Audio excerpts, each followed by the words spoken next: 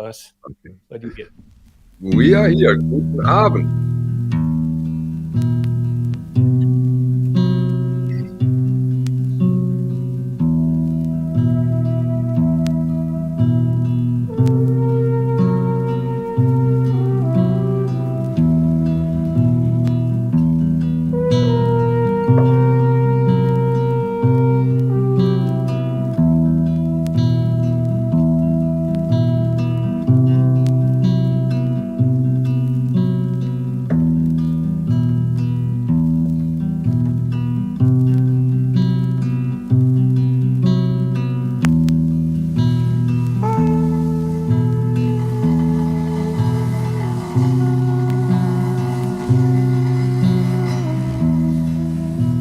So that's mellow and slow guitar.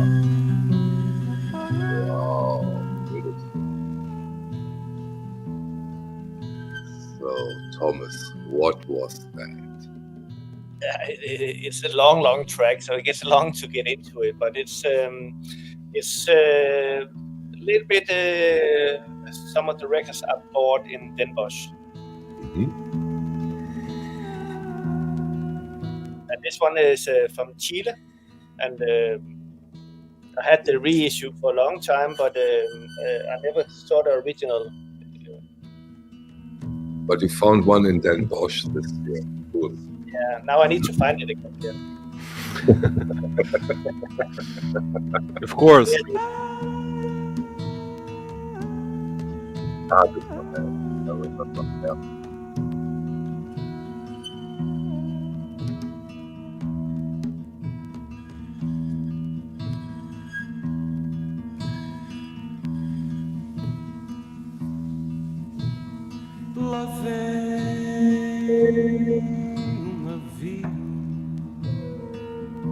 So has this one been for a long time on your want list?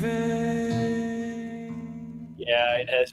It's able to find a copy, but it's you need to find it from Chile or somewhere out of Europe. So it's difficult to know what you're buying. So, but now that we have you here, finally, because last week we didn't do a stream because we really had to recover, right, a little bit from Den Bosch. I had Nadine here. We talked about Den Bosch, but maybe, although it's a little bit off topic, but I think it's so valuable. Please give us your impression of Den Bosch, as you haven't attended this fair for some years, and now it was the first time in Den Bosch, right? You know Utrecht, but not Den Bosch. Correct me if I'm wrong. That's right. It's the first time I'm in Den Bosch. Yeah. I have to say I like the location. I like better in Utrecht. Okay. The way the room is, it's just a feeling. Mm-hmm. But when you go looking for records, it's the same feeling you have. There's if there's a difference, what I think is that this time there was more good records, more rare records. Mm-hmm. I got the feeling that a lot of people took from the home stock and bring some of the good stuff. It's a little bit feeling like because of the crisis there around Europe, people want to get money into the bank at the moment. They're not putting them up cheap. They put them up maybe 20% higher than they used to be, but they're ready to sell some of the good stuff. Mm-hmm. And that was a new thing, yeah. And you took advantage of it. Yeah, I found some of the records I looked for a long time, but I didn't buy much. I'm not. Either I buy for myself or I buy for the company. If I do for the company, I find a good seller, I might buy a lot. But for myself, I'm a little bit selective. That record that from Chile that is playing now, considering what you know about it, what you'd expect for it, how good a deal did you make on it? Yeah, he had it up for €500, and I think you can find it in Chile for 350, but in not that condition like this one.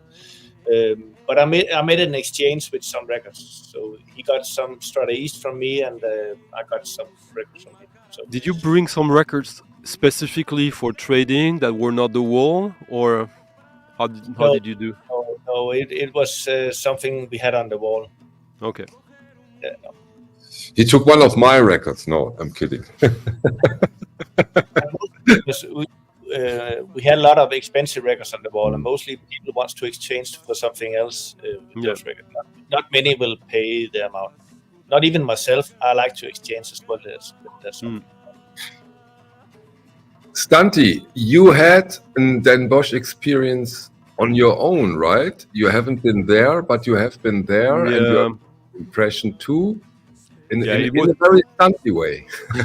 It was too close from my my journey in France, and also, like, I spent too much money in France for administrative bullshit or stuff like that. So it felt like, no, I can't go. But I had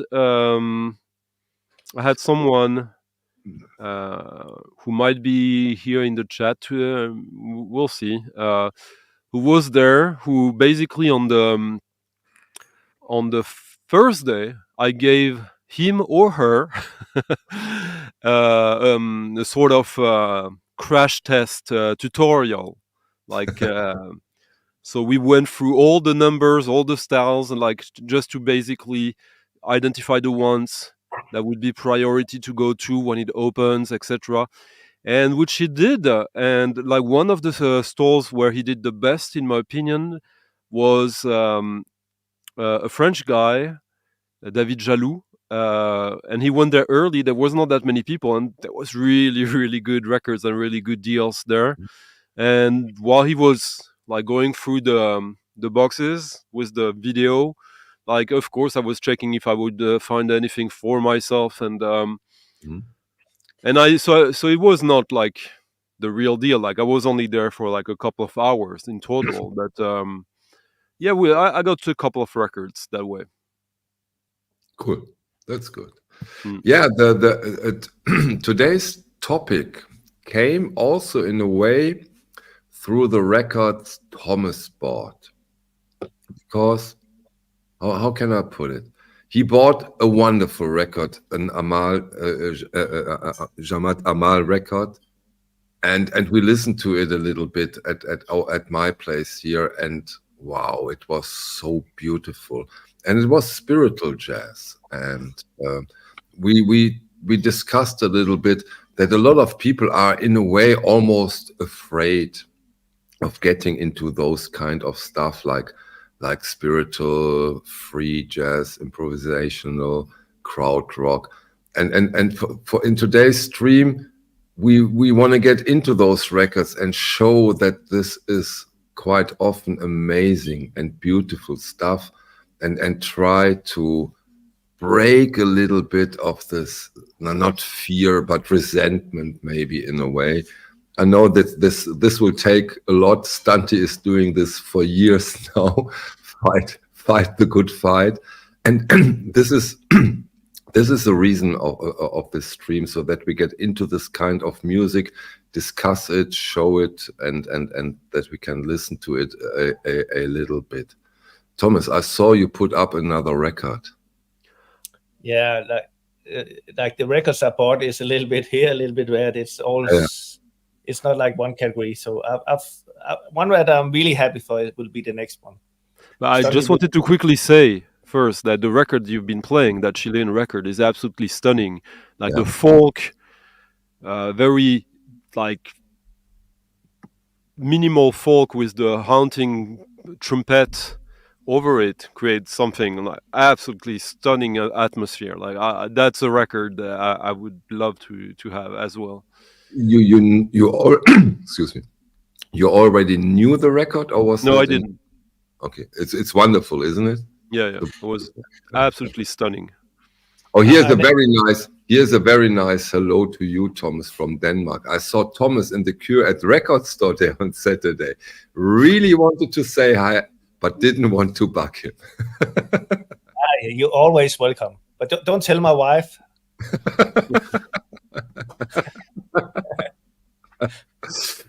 I was up. I was there around 7 o'clock in the morning in the queue to look to see what's happening on the record store day. But now So for some music, but wait. You didn't get this one. Why did I have to buy it for you? You didn't get that in Copenhagen? no, I think I was number 100 in the line in the queue. Okay. So number 100 in the line. Okay, that's serious. On that topic, actually, I realized there was one record store day record I'm after, but it's not an American record store day or European. It's a Japanese exclusive record store day. Well, be honest, Dante. It's the picture disc from Kate Bush. Be honest now. And, well, play some music, Thomas. Now you're just not gonna know.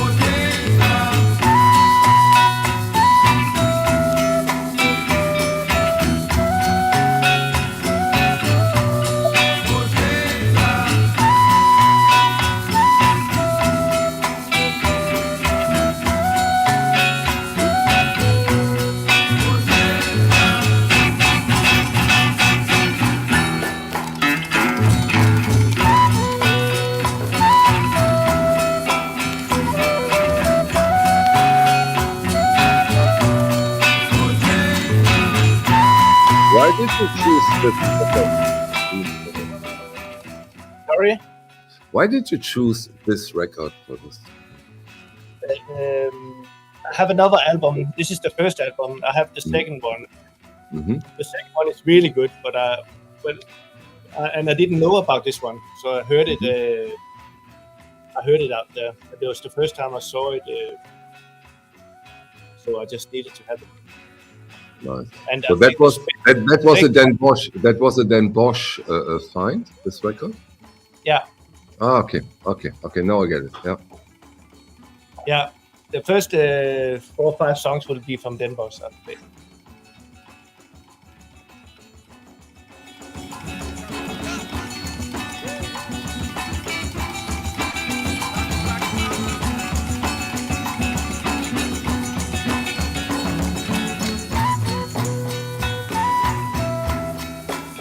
I don't like you.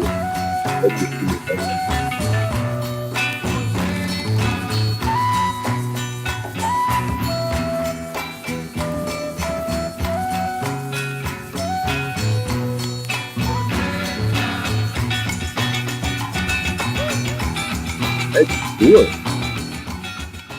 Really good. Yeah. I think Stunty is gone because he wants to put up this record on his want list at Discogs. Yeah.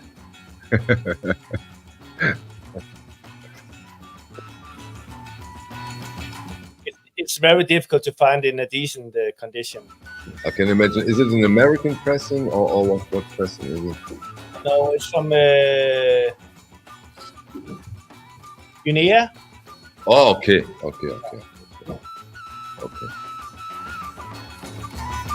Manfred Stock likes it. Is it expensive and rare? I think it's rare. I never seen it in real before. I think it's one that people haven't found yet. So I think you can find one of these stocks for like €80.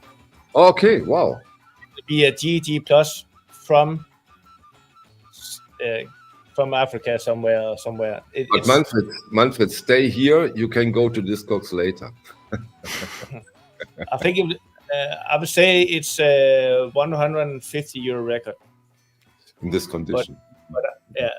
But I think, and you see this condition has this out here. Okay. Yeah. Stunty, you're aware of this record? What's your, if you could listen to it because you haven't been there? No, I know that record. Not that one, but I know that band. I know the, and yeah, it's. I mean, it's very nice. But what do you think, Thomas? There's a lot of records like that, of music like that. Yeah, but for me, this one feels special. Yeah.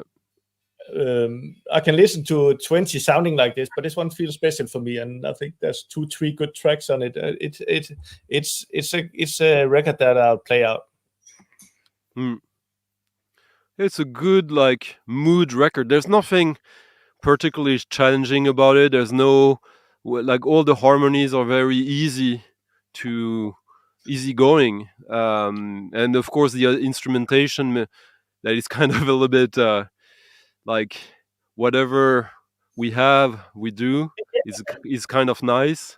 It's like African punk folk. Yeah, but on the other hand, you don't have to be wasted every time after you've listened to a record, right? So sometimes it's just very welcome when you put on something and it's just smooth and nice and easy, right?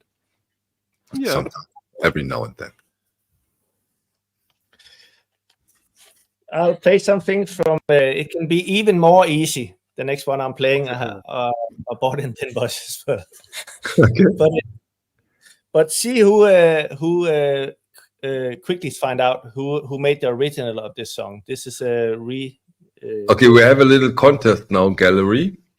Yeah. Who is the first to figure out from whom the original is? Yes.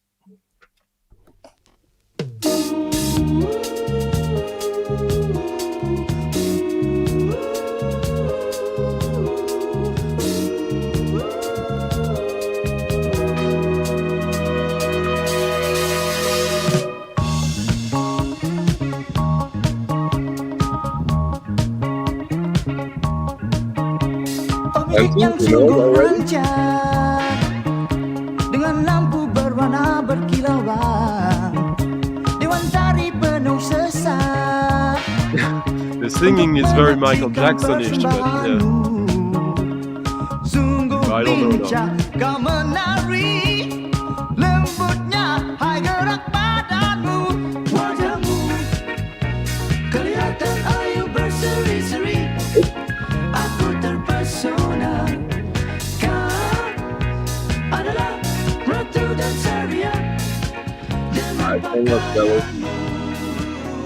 Michael also says Michael Jackson. Yeah, it is Michael Jackson. It's okay. Off the Wall. Off the Wall, yeah. Yeah. But in an issue from Malaysia.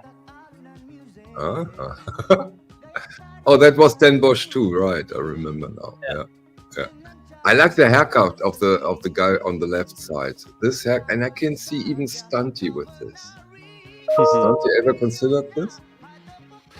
Well, in my old days of like working in fashion, some people tried some really nasty daring stuff with my hair. So yeah. I remember one time I spent like 4 hours people just doing my hair. It was like a nightmare. But yeah. So I got it. It was Michael Jackson. Huh? Who would have known? It was. Yeah, you said it's the thing is very Michael, and it is. It's very Michael Jackson. It's not just the voice. It's the way of singing is kind of mimicking Michael Jackson. That's why I thought about it. It is, yeah. The only question is, will we see a one step of this version too? I doubt it somehow. I think it will never be reissued, but it's I think it's even more rare than the one we had before. Okay. Yeah, Malaysia, but there are a lot of people in Malaysia, so maybe there are more copies than we went. No, Indonesia, there's a lot of people. Malaysia, there's not that many people. Or am I wrong?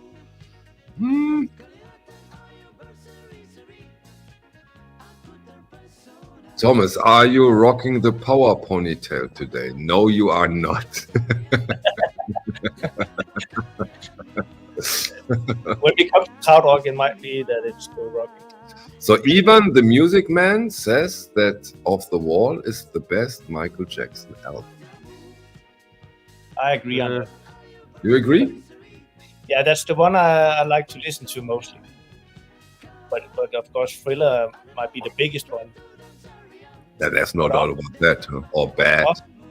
Off the Wall is my favorite Michael Jackson album. Okay, but now if we consider from spiritual to krautrock, we are quite far away. Yeah, but it's Den Bosch. Why not? It's Den Bosch.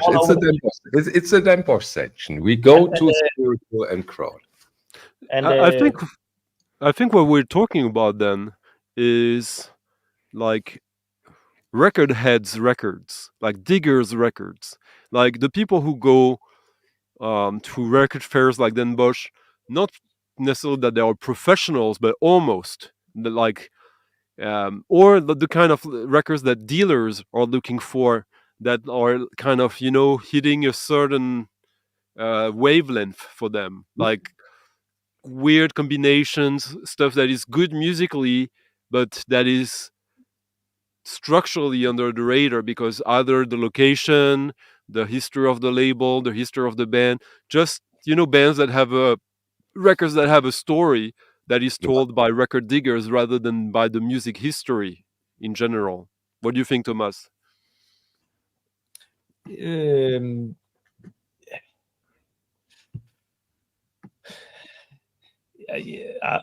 I buy, I just go for what I see and then get inspired. I don't really go for anything special. But I mean, your eyes and your ears, like these past two records are no records that are gonna be in the history books. No, it's it's because I sometimes plays as a DJ. You also have the focus that what would people think is fun to play, and like the Malaysian one will go well with the Supergirl, the one I played a few times. Like you have a category where it could be a little bit where you think like Off the Wall you played 1,000 times, so it could be fun to inspire people a little bit so they get a smile on while you play the songs. But I'd rather that I can play music like this as a DJ for that.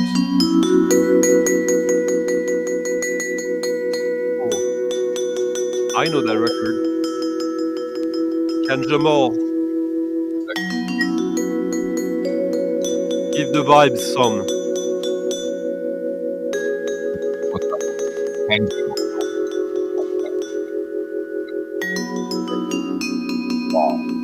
Oh, you got the Vendémiaire sticker on the cover. Vendémiaire was a distribution company in Paris. When Palm, the label, the Jeff Gilson label, where this was released on, at the end of so the fact that there's this sticker on meant that it was sold later than when it was released.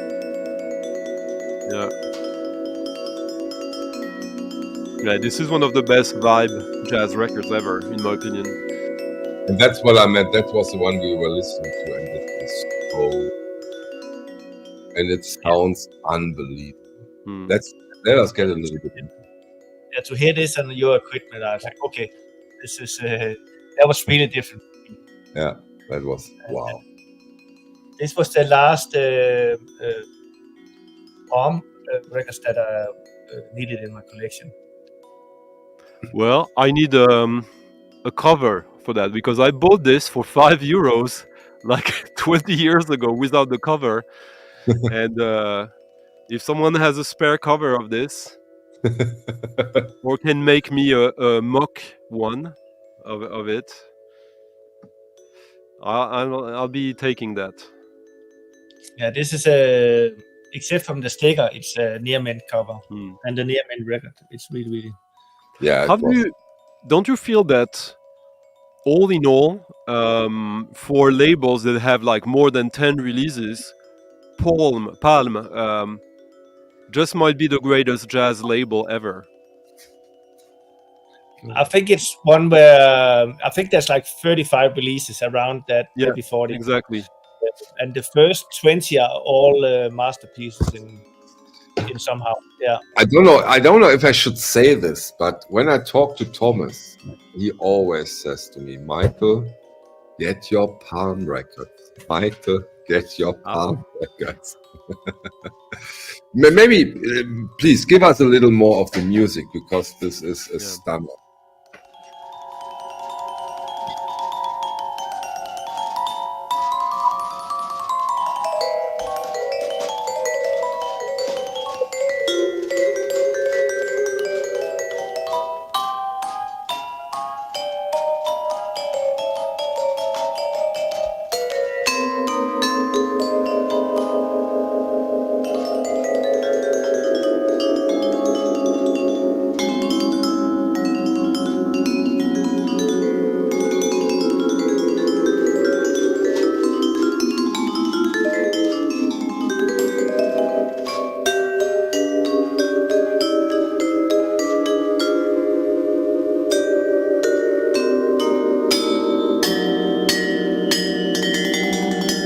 I remember that when this was a real hype, it was unbelievable. Remember, Thomas, this was unreal. This record sounds unreally good. It was playing in your living room just in front of us. It was amazing. Yeah. That was one of the best sounding records I've ever listened to. I think most of the Palm are really, really well recorded. The sound amazing. I can imagine. After this one, I really can imagine. Yeah. Has there been, Stanti, maybe you know this, or Thomas, you know this, has there been decent reissues of those Palm records?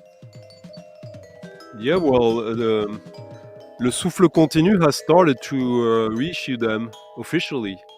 Okay. Yeah. Cool. And I wrote an article about. Have you listened to one of those? How are they doing? I haven't, because I have. Yeah, you have them. Right. I have all the originals that I want, apart from one. Yeah. Maybe two that I'm missing. But you have this one without the jacket. Okay. Yeah, this one I have without the jacket. If you look on Discogs, most of, like, half of the Palm records I entered first, actually. Really? Yeah. Cool. I was obsessed with that label in the early 2000s, and I mean, being in France, you could find them. It was not easy. It was difficult, to be honest. It was, but it was possible. Some of them are mildly cheap, but I guess even and some of them are really, really serious, right? You're really serious, but still, I think, considering that most of them were pressed like 500 copies, 5 or 1,000. You consider that a lot? No. That's what I'm saying. Okay. Well, I'm saying that there are some Palm records that go for like $1,000 right now, that I think could go for much more. Yeah, I agree. Because, I mean, it's only my opinion. That's why I was asking Thomas about it. But I really think this might be one of the top 3 jazz labels in terms of the ratio of quality quantity for labels that have more than 10 releases. I agree too. Yeah. I was sure that you agree, because I know that how much you love that label, right? Will we see some Palm records at the OBC shop eventually? Is there a possibility? Yeah, I can't remember which, but I think I have 2 that I have double up. Okay. There's a Sonny Murray record that you can still find fairly easily on Palm for like when I say easily, like for less than 50 euros, because it's not the easiest record. It's like solo saxophone and, well, solo saxophone. You don't have that so much. I mean, it depends which saxophone. You have a bunch of soprano solo saxophone records, but like This one is alto, if I remember correctly, which is kind of unusual. Thomas, here is a question for you from from Jeff K. Myers. Thomas, thoughts on the Sun Ra Pink Elephants on Parade Record Store Day release? I'm loving it. Are you aware of this Record Store Day release? I'm not sure what it is. That one that came out Record Store Day. Did you get it?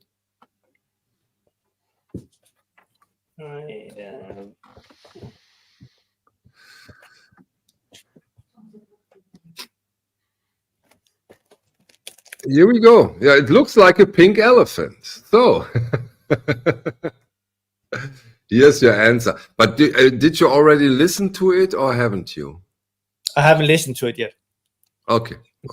So Jeff, ask on the next stream and Thomas will give you his impression.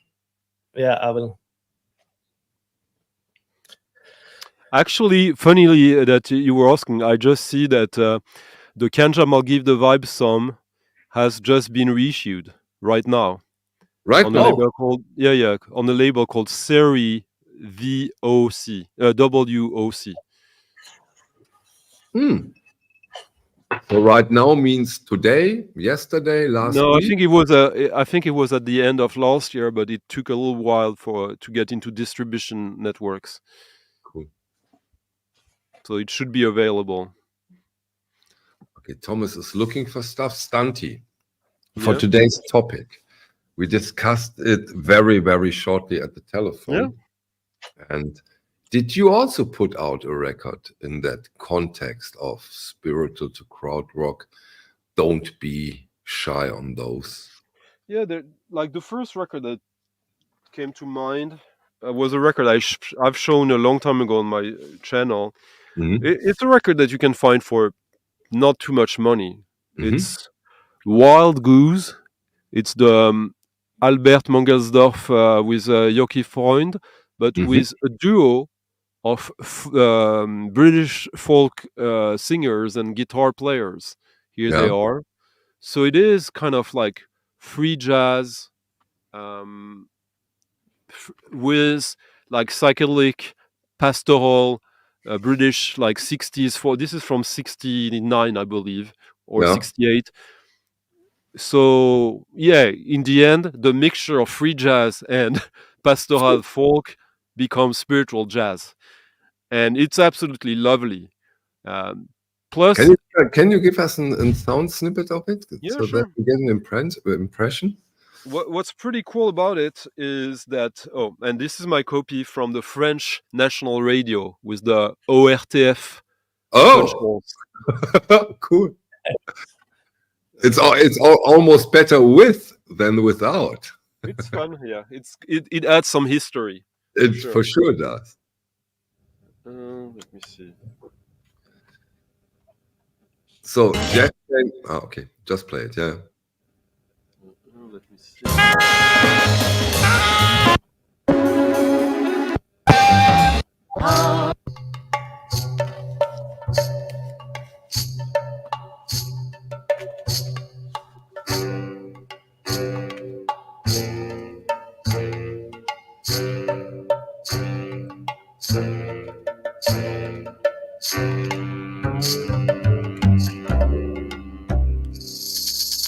All the houses were decked in snow, their roofs shining white, but the sky, it was gray above in the clear winter light. And we pulled our colors high against the cold as we walked through the snowy Sunday.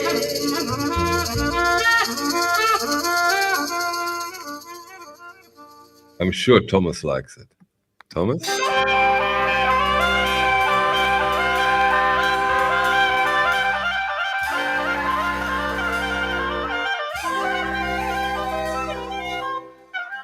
It gets funky, you'll see.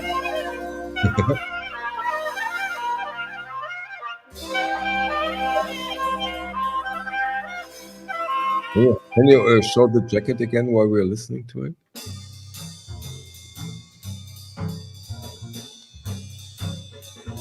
Wild Goose.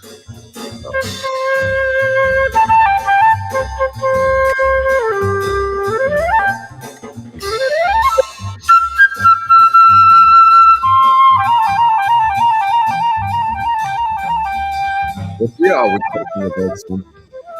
Sorry? What year are we talking about? Here? 68 or 69? Wow. 69. And even now through YouTube and all the limitations and compressions we have here, I think I'm able to hear that this is an amazing sounding record. Oh, You know what I yeah. mean? I'm sure this is an amazing sounding record. Hey, it's a wonderful recording. Lots of dynamics. It's on the NPS BASF. Yeah. And it's a record I've been playing in DJ sets, like in bars and stuff like that, for years. It's one of the earliest jazz records I bought, to be honest. Like I must have bought that when I was still at less than 50 jazz records in my collections. So 3 months ago, wow. Yeah. But did you know about it, Thomas? No, I love it. Yeah, I've seen the cover before, but I never seen the record. yeah. It's not a super rare record. You can find it, but most people who are into jazz, like, because they see the guitar, the singing, they're like, but it's not jazz singing. It's like folk singing on free spiritual jazz, which makes it very unique, in my opinion. But the different parts they went into are quite different, right? So now we have the folk part, and when instrument comes, we get way more jazzy or spiritual. Yeah, I guess, but like all the transitions make it all be a whole thing. Like it's not like I want to have more of this or more of that. I think like the whole thing together makes it like. And that's the kind of records you would find in Den Bosch for sure if you look for it. If you know about them. Yeah. That's the tricky part of it, because also the jacket, it's a nice jacket, don't get me wrong, but it's not that you stop and say, oh, what is this? This looks amazing. It's not. Oh, actually, like you see this MPS. I agree. Okay, I agree. You see like kind of cool psychedelic artwork with Albert Mangersdorf on the cover, and the back cover like very classy. Yeah, with the Albert Mangelsdorf part, I disagree, because I'm sure that not so many people are. But it's an amazing record, don't get me wrong, and I think it's... No, it's sure, but yeah. The CD costs 50 euros. Wow. So you can find the LP for less than that, I guess. I wonder if this is a winner for Manfred Schlock. Never know with Manfred. Manfred is full of surprise. Yeah. Thomas, new record on the want list? No, we just talk about the Palm records, and I think if we think it's fun, I can put up the releases that have been reissued. I can put those up so on the overseas. Yeah. This one is these are on the Souffle Continu label I was talking about. Okay. And I think that's what to start with to get an idea of.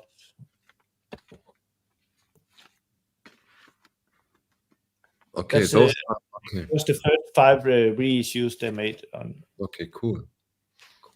What can you give us your impression of the reissues? Did you listen to them? Are they decent? Can you say about the quality?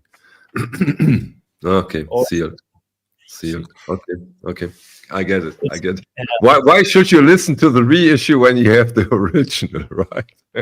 Yeah, and I don't have that nice equipment, so it will be like for do a pro saying what sounds best. Yeah. For me, it is like 99% of this times the original sounds best. Yeah. Here is a question from Jeff K. Mayers, I think for Stunty and you, Thomas. Are you aware of a guy from Spain, Stefano Maltese Quartet, Amor Fati album? Nobody in the US knows it. An excellent avant-garde jazz album. Stunty, Thomas, aware of it? Yes, I you need a can Krautrock. find it in Chicago for sure. What's the name of that store in Chicago, Thomas? El Ah, Capone? no, it's the guys who do like Wax Poetics and stuff like that. It's a nice record, like the Amor Fati. Knowing you, Stunty. Oh, from your reaction, knowing you since for a couple of years now, you don't like it that much. I don't find it surprising. It's a good record for sure. Okay. It's I think it's I would rather see them live than the record. Mm-hmm. Hit Wombat, if possible, Thomas. Are there any hints if those reissues are from the master tapes? Meaning, are those all analog reissues, or did they just do it the not so preferred way? So you have to understand that Le Souffle Continu, I might do a video about that, and maybe with them, if the two guys who are behind that labels are old friends of mine from the 90s. Mm-hmm. And basically they are reissuing some of the best releases on Palm and on Futura, which are basically the two most incredible French jazz labels, and two of the most incredible jazz labels. They kind of go hand in hand. Palm is a little bit more spiritual, and Futura a little more free. But in both cases, like the people who ran the label in the 80s, 90s, they were reissuing some of the catalog on CD, but they didn't want to reissue it on vinyl record. But so Gérard Terronès, who was the boss of Futura, for example, he was still like promoting club nights in Paris, jazz club nights. And every now and then, like he had some proximity with the guys from Le Souffle Continu who are a record shop originally. And just because they were like showing true appreciation for the music and supporting it, Yeah. he allowed them. He basically gave them did them the favor of allowing them to do the reissues of these records on vinyl record. And Jeff Gilson had been dead before, the guy who ran Palm Record, who's also a musician, a great musician. I incidentally played a German record of Jeff Gilson on my latest stream. So just because the fact that, like, basically these two guys, no one could have done a better job than them because of the proximity they had or they have with the source. So if there is a master tape to be used, they had access to it. If there isn't, then no one else will ever have it. Okay, Bastanti, allow me the question. Did they do it all analog or didn't they? I don't know. Okay. I'm just saying that if you know them, so if it would have been possible to do all analog, they would have done it. I'm saying that yes, and especially for many reasons, but really, like, essentially, if there is still an analog tape somewhere, no one would have had access to it like they do. I get it. Yeah, sure. Thomas, where are we at? It says remastered as Jeff Gilson's studio. So he had a little studio. It's interesting because he had a studio in Paris where he also recorded some prog, some folk prog, stuff like that. You know, Thomas, I'm sure you know Mahogany Brain, on Paul Records. like a lot of these records were recorded by Jeff Gilson in the same studio these Palm records were recorded at. Yeah, wasn't he part of the label? I think he. Of the Paul record label, I don't think so, but I think he had maybe a vested interest since all these records were recorded in the Palm studio, or some of them at least.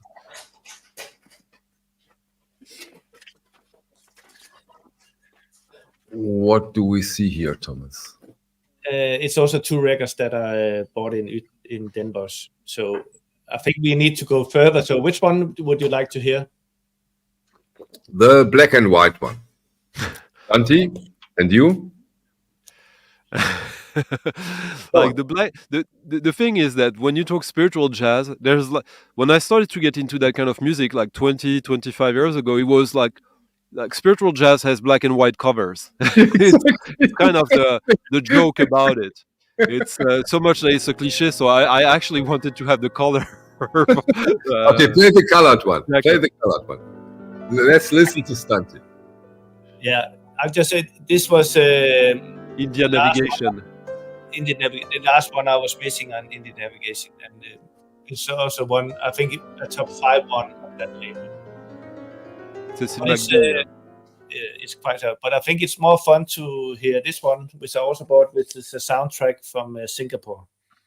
Okay, then let's get into this.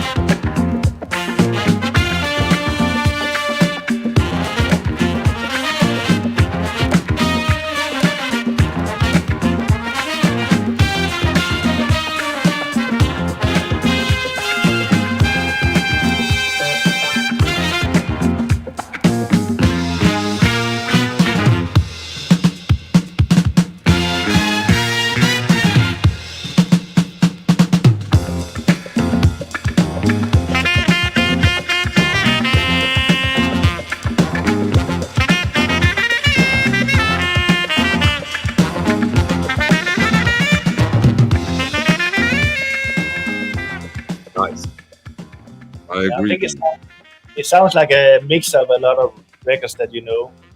But, so that was a Den Bosch by 2. So you have been aware of this record, or it was just a gut feeling when you saw the cover art, the heritage?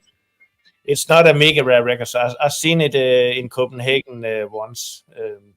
But when I saw it there, I was together with one of the guys from Mr. Bunko, and he was like, I just got this one. I was like, okay. And he had 2 copies, the guy. So I was like, okay, I get the other one. I never had it myself. Okay. So it might be reissued in the near future. Of course it will.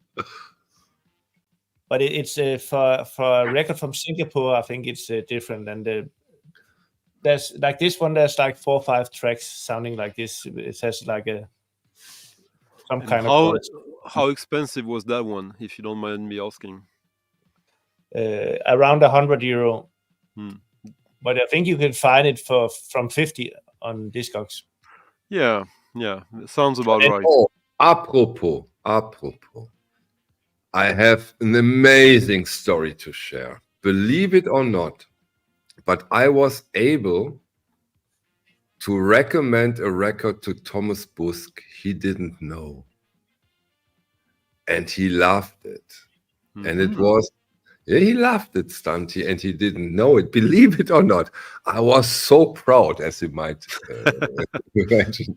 And I played it for him. It is voice and flute. An amazing, and again, Stanti, we talked a lot about this. It's in the era of Krautrock.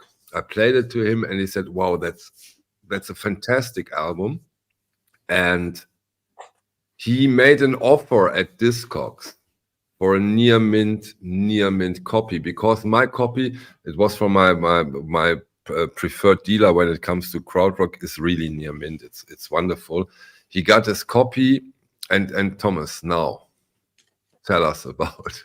Show the record, play a little bit. Tell us about your experience from this Discogs bar. You know that, Stanti, probably, right? Yeah. It's an amazing record, voice and flute. Yeah. It's again one of these diggers record. Yes. Yeah,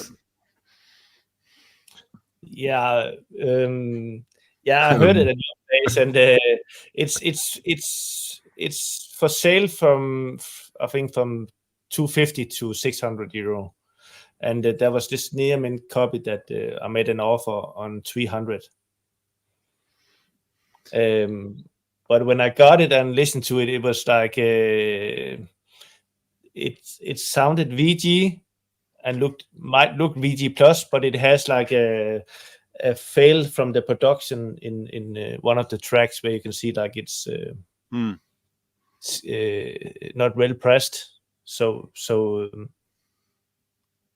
But nevertheless, I would love to give, as we are at the topic of spiritual to Krautrock, maybe we give an expression of the record, an impression of the record, and I really would love if Stanti afterwards could explain to us why this is Krautrock.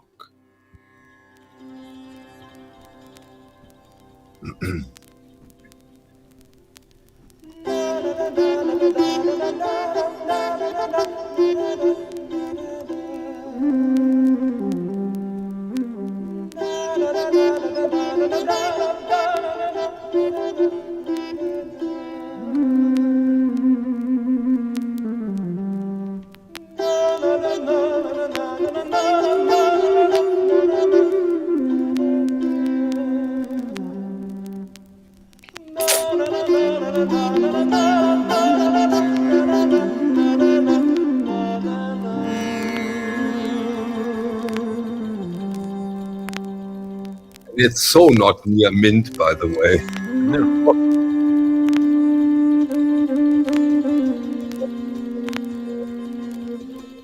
I cleaned it 10 times just to 10 times, wow. And it helped a lot.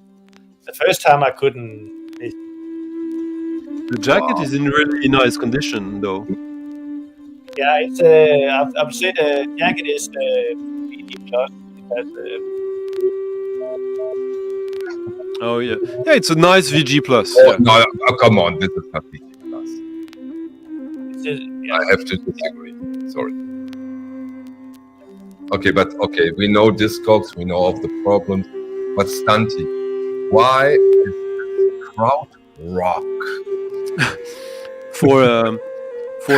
For two obvious reasons. First, it's German. Second, it's on Pils, which is one of the most important underground Krautrock labels. It is, yeah, I agree. And the music is obviously not rock, but the thing is that when we label as Krautrock is more stuff that was going on geographically somewhere, and you have to remember back then by the 60s, a lot of the musicians in Germany were living in communes.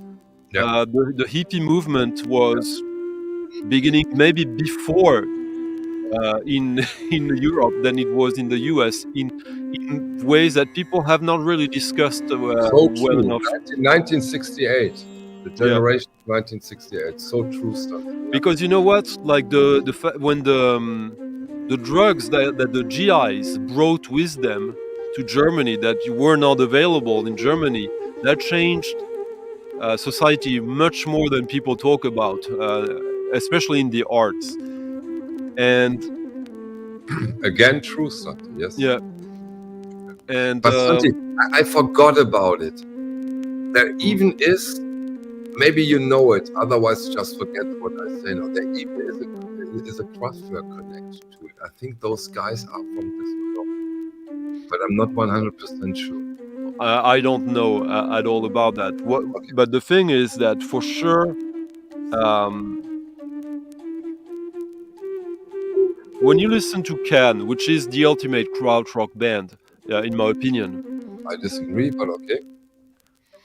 They are, because like they can go somewhere that is not rock at all. Yeah, but Stanti, we discussed this and we agreed on that krautrock is about rhythm and not melody. And that's why I say Neu is even more the ultimate krautrock band than. No, I think Ken is more because krautrock is also about being really free. Like that, like as you said, like the record we're listening to right now would be labeled in the krautrock section because of that, because of the context, because of the culture around it, which also means by extension that a lot of music that is not German and would be krautrock if it had been in Germany. Like we were having this discussion the other day, you and I, Michael, that for the past, like between the 70s, 80s, 90s, people were thinking about Jimi Hendrix as a mainstream rock and roll icon. I think that the music, if he was, when he's not singing in English, and if it's coming out now, if it was discovered now, it wouldn't be popular the same way it was back then. And it would be the same kind of music that was being played in Germany at the time. Psychedelic music, in this instance with guitar, with a power trio. But so were a lot of the krautrock bands. Yeah. And so I think that a lot of the rock, the psychedelic rock from the time actually fits even better now with the krautrock label than it does with the classic rock. Like Jimi Hendrix saying that Jimi Hendrix is classic rock is kind of weird in a way. It is. It is. And I just listened to Guru hinten, which means behind or your ass. But it was so Jimi Hendrix. It was so Jimi Hendrix influence. It was so obvious and so cool and so beautiful. And never underestimate the role of Jimi Hendrix when it comes to this kind of music. But I think the record we are listening to now, and I think that's why Thomas already jumped on it after 1 minute, is this is the perfect record for our topic. It's spiritual and it's crowd. I mean, this record is both, right, Stanti? It's what? It's both. It's spiritual and it's crowd rock. It's both. It's just both. I mean, it's krautrock again, historic, not necessarily aesthetically, but culturally. It's culturally a krautrock record, as this could be considered. It's a French record, but look at the cover. Yeah, it's amazing. Okay. This is the kind of stuff that could have been released on Vergo. And these guys, this is Daniel Valencien, who was a sound engineer for a lot of some of the greatest recordings of the late 70s, early 80s in lots of types of music. He was also part of this. This is just look like if you saw this and it was like under the instead of Le Chant du Monde it was Pils there, you wouldn't be surprised. Yes, Nina, Harmonia is krautrock for sure. Oh, totally, yeah. Stanti, can you give us an example from this album to listen to? Sure.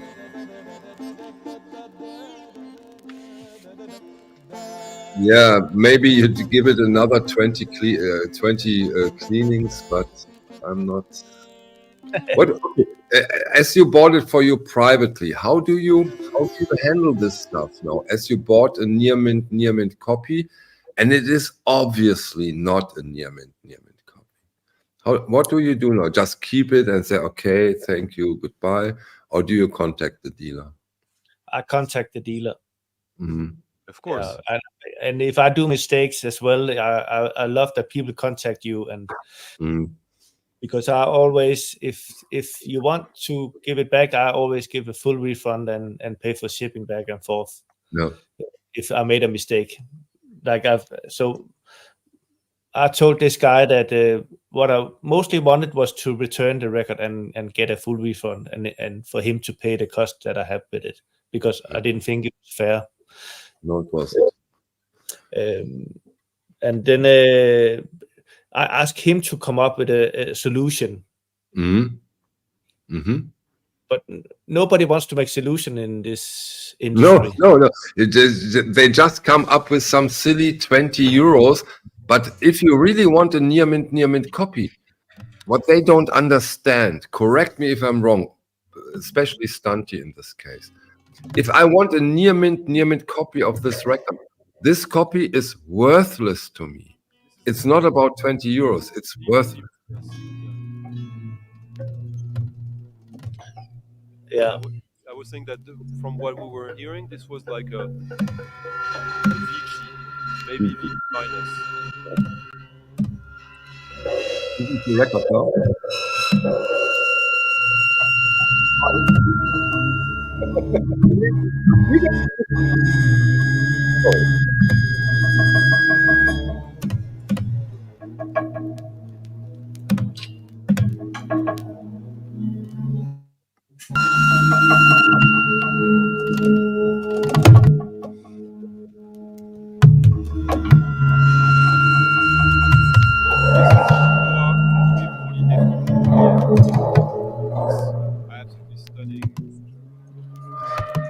We cannot hear when you talk and play music. We have to one or the other. I think my mic was quite low, wasn't it? Yeah. Yeah, so this is Goa and Franck Bourlier. It's the only record they did. Horizon. It's, just this music that is impossible to really pinpoint, but there are like some rhythm, some bass, some like psychedelic kind of melody. Okay, but please explain to me now why this is spiritual to Krautrock.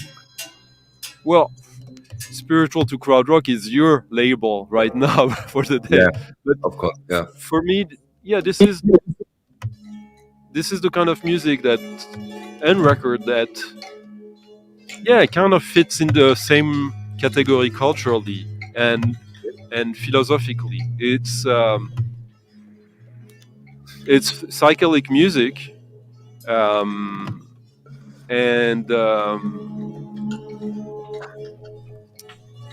I don't know. Like for me, it's like often, there's also like in a lot of European record stores, you will have like a category which will be like crowd, electronic, psychedelic, and it's not every psychedelic record that goes into that, but it would be this kind. I agree. This is not a record, I can imagine, that people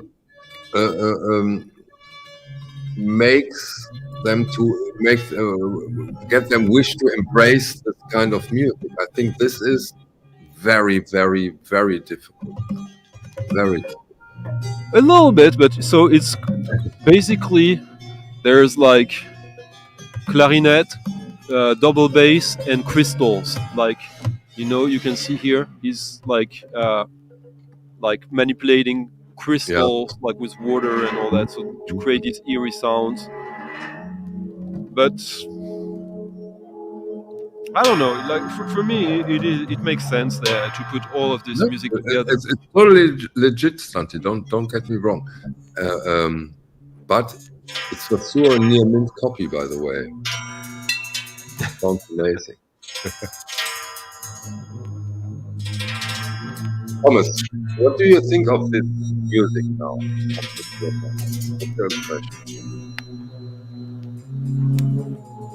Yeah, I think with this kind of music, spiritual music, you get the feeling that it's rising when the recording, and that feeling often when it works and you listen to it on a good equipment and you really feel it. You can feel like the improvisation, like the artists when they record it, it's so intense because they don't know what they're saying. They feel they're already up on ready to do something. Santi, can you put the volume a little bit down? Then we can understand Thomas way better. Yeah. Thank you. I can't hear, so I don't know how loud it is for you. No, thank you. Yeah. Because it's sometimes it's so intense recording it. If you can get that feeling when you listen to it, I think you understand it. Mm-hmm. But it's mostly those who know a lot about music and that really understand that how complicated it often is to make those things. But but I think I can feel the tense that gets to my heart when I hear stuff like this. I can feel the person playing it and what will they be doing next. It's a journey that I love to go on.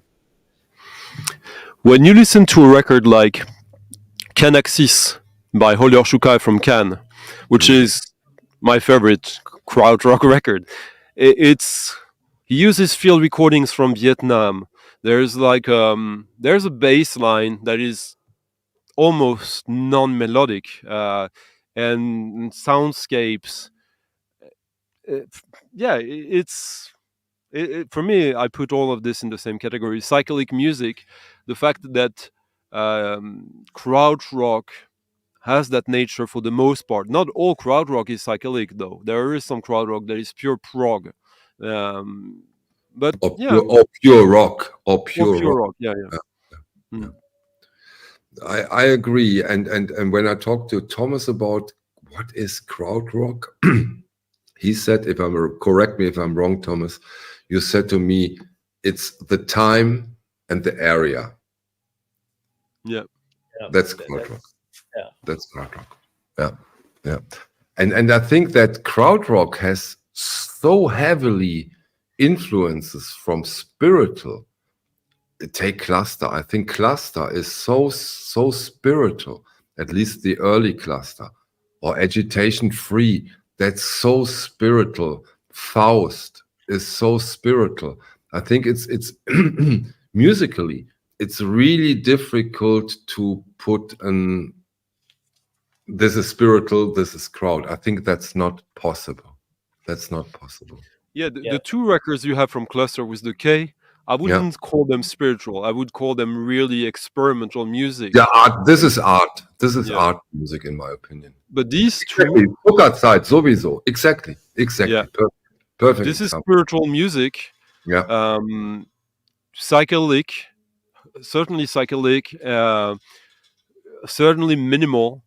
And Santi, do me a huge favor. Play something from sowieso, because it's so accessible and so easy to get into. It's so beautiful.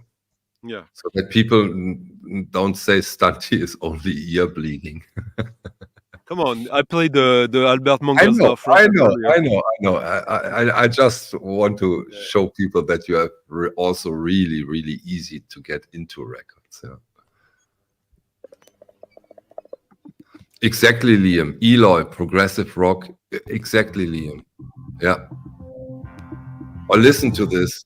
This is amazing.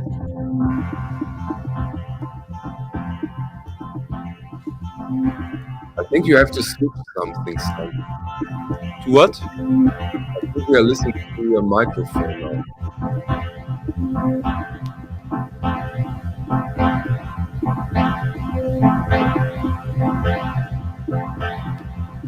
This is so cool. Engage in music. And it's spiritual too.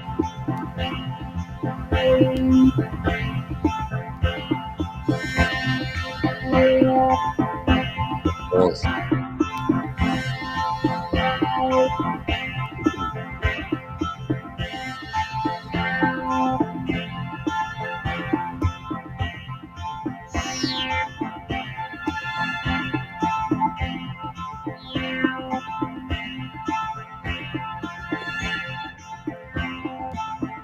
But something is different with your equipment now, Stanti, because the other record we put here way better than this one, but you get an idea. No, that's crowd. That's for sure too.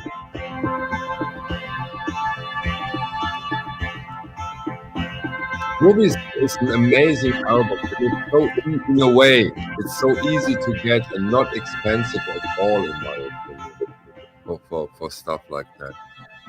It's getting expensive though. But I remember I was reading an article about like an interview of Ottaker in the Wire magazine in the 90s, and they were mentioning cluster, and I had no idea about it. Okay. The next day I go to the second-hand record store and I look for cluster, and that's the record I find. This is not happening anymore. These are times from the past. I remember it was in francs back then still, and I think I paid like 60 or 70 francs, which is like 10 euros. Yeah. Those times are over, of course. Yeah, and you know, I had no context. I was just, okay, they were right. This is very nice music. Yeah. And that began a rabbit hole. It took me a while to really, like, okay, I really need more of that. But yeah. Thomas, you need more cluster, or you have them all? No, I need more. I have those. I paid 20 euro for that record. I'm a bit later than, but I really like those. So have you seen the cluster with the K at Den Bosch? There was the booth. They had those. Yeah. I saw those. Most people, the two you have, Michael. With the K. For the longest time, this is how you knew these records. Yeah. You're right. Exactly. A little, quite short after the originals, right? Yeah. Oh, yeah, in 1970. Yeah. So these, because the ones you have, I think, how many did they do? Like 200 or 300? They said 300, but the 300 thing is a marketing thing, because probably 120, Stunty. Okay. It's not that much. So these in the early days of Discogs, eBay, like they were going for quite a lot of money. Now there are new reissues of these on Bureau B, I believe. Yeah. But I'm happy with these. They sound amazing. And but these, I remember when you got the originals of these, like like Liam, he prefers the original cluster jackets. Well, of course, like but do you prefer the price as well, Liam?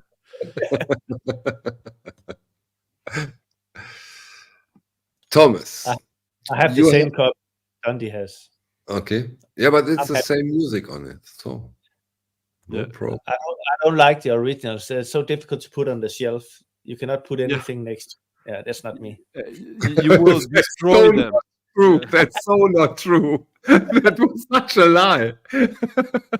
He's just trying to scare away the competition. Exactly. Thomas, you have Krautrock prepared for us? Yeah. I see brain on. I'm asking because I see this.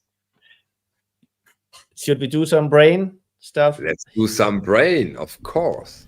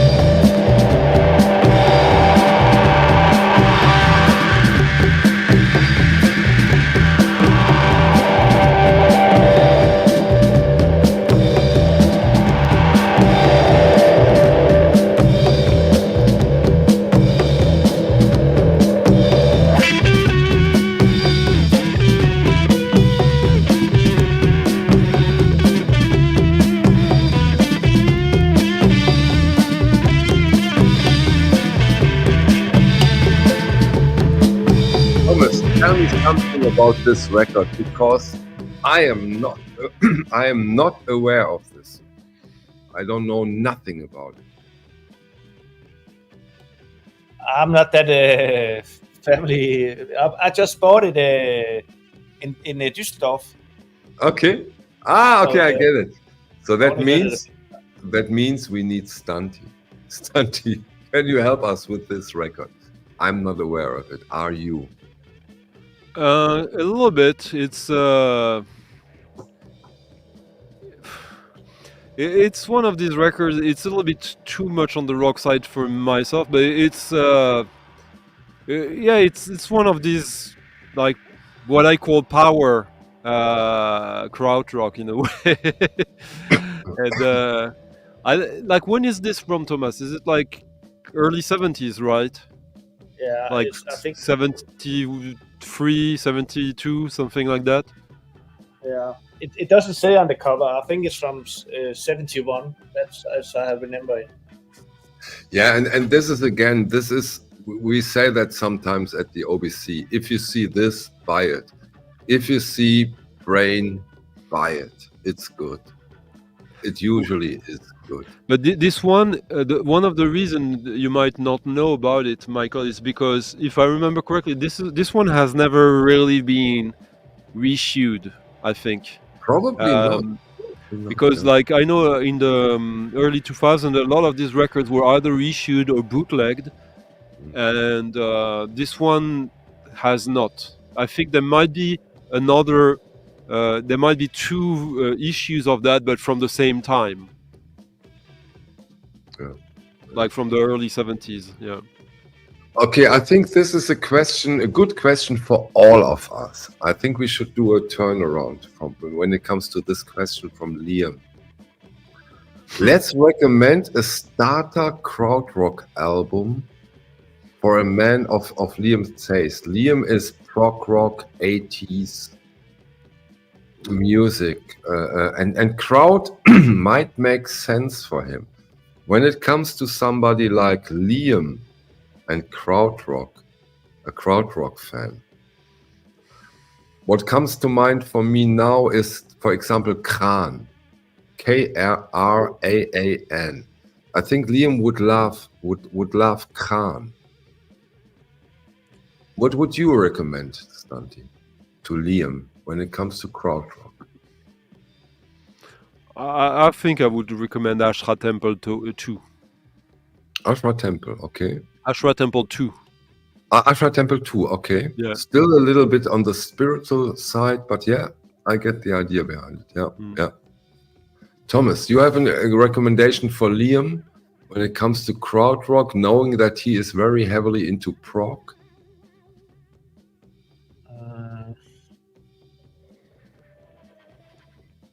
Ardo Dombeck. Brilliant. A brilliant record. You know what? Would you recommend that as a starter, really? Like, price-wise? Yeah, you know, we do something. Liam, can you play something from Ardo Dombeck? Maybe the first song? And I would love to hear Liam's reaction to it. Because that's not a cheap record. No. But it has a reach. Brilliant.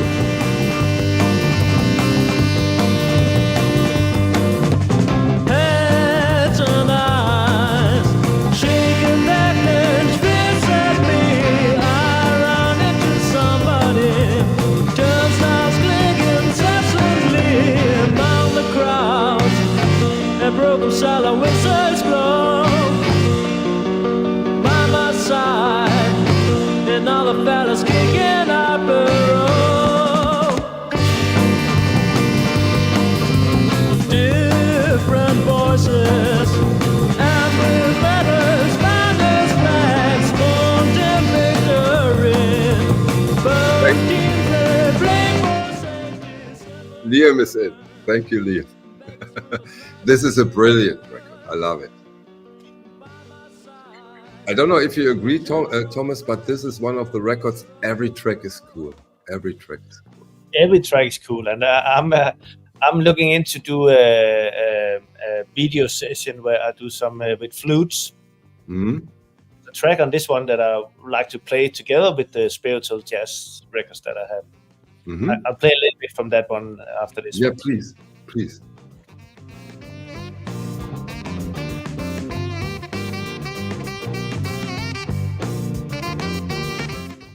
Still the first track.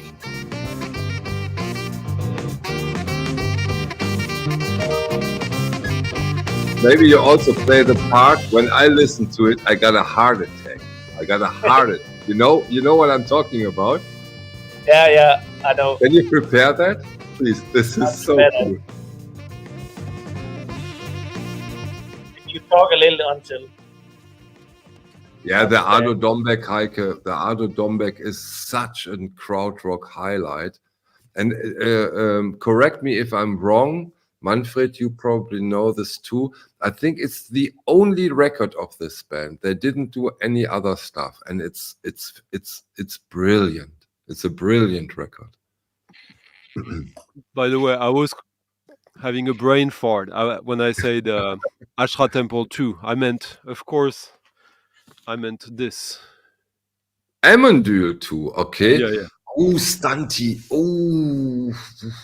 Okay, give Liam an example. Be so kind. Give him an example. Why you think he might be into Amondyl 2? Meanwhile, Thomas is putting up the record part where I got a heart attack. It's better when you say. Yeah. But first, let's listen to Stunty's recommendation to Liam, the Amondyl 2.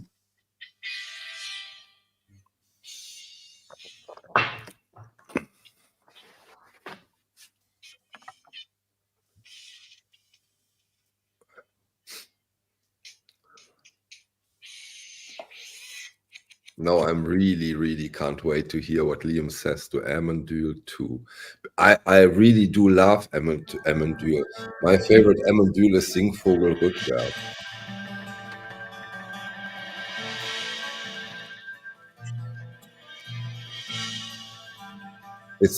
We can barely hear it, Stunty. Sorry? We can barely hear it. Now we get it, yeah.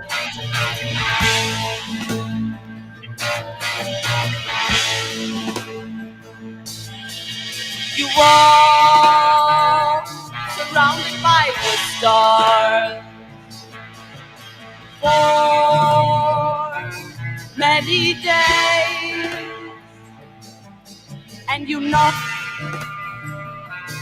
at the gates of night. No answer.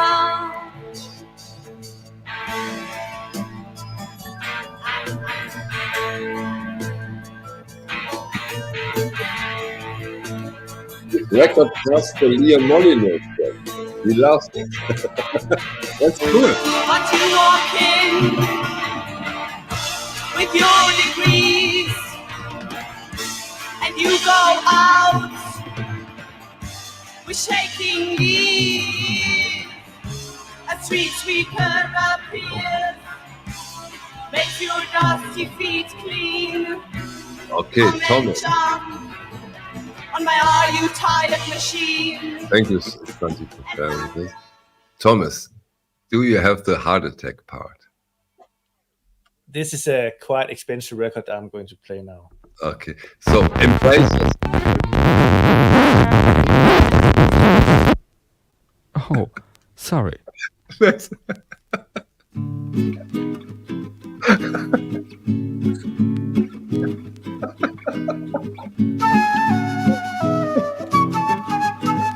What a terrible thing to do, right? On the record. What a terrible thing to do. What a very natural thing to do.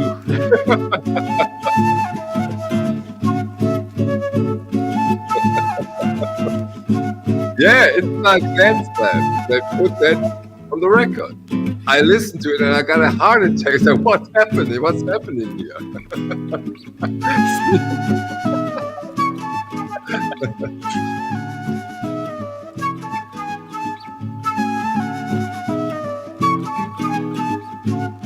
Exactly. No, that was not on the music. Hello, Jason.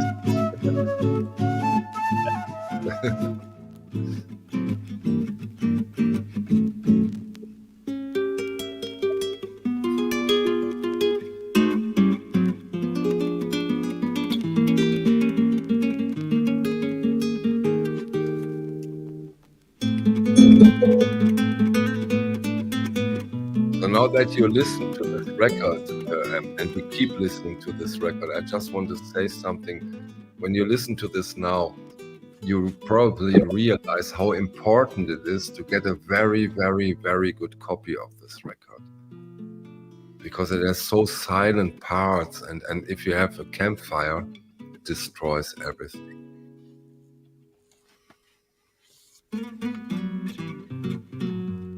And the whole album is good, and it's very, all the tracks are different. It's amazing album. It's amazing. Yeah.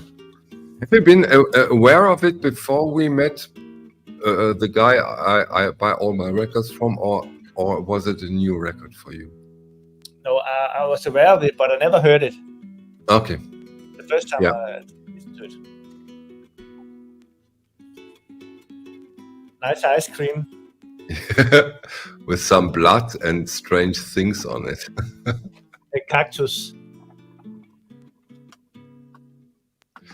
I agree, Zeitdehner. Nectar also has a nice prog sense to their music. That's so true. So true. Give us a little more volumes, Thomas, please.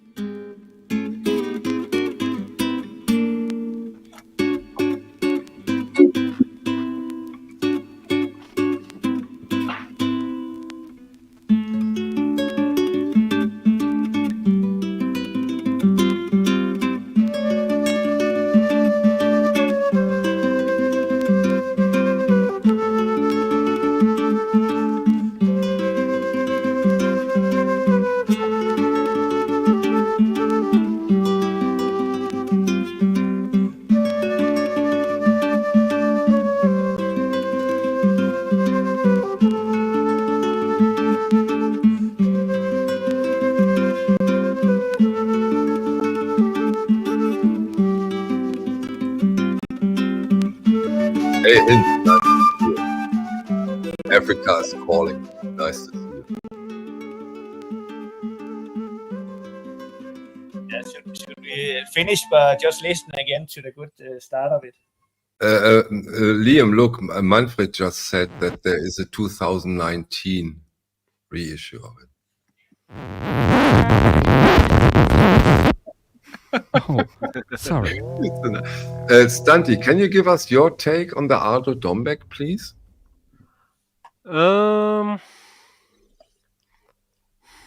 I think it's a nice record. It's a little bit too Sweet, mellow.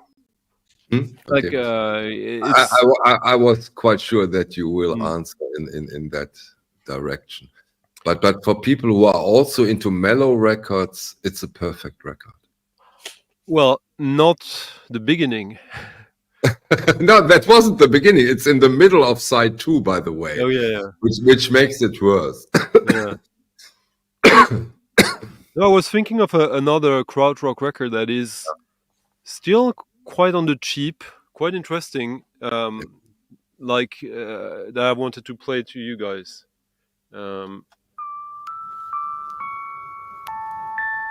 Hölderlin, you are so right.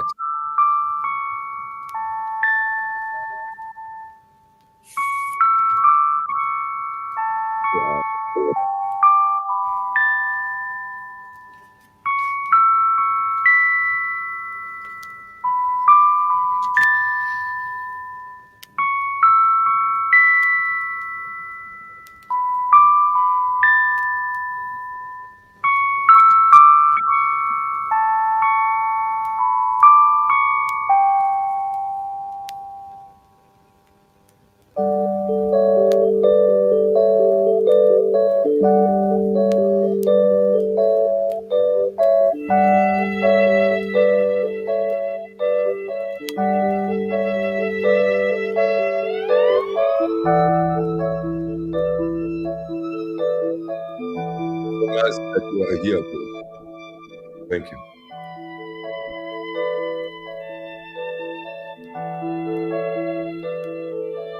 Hello, Bodo.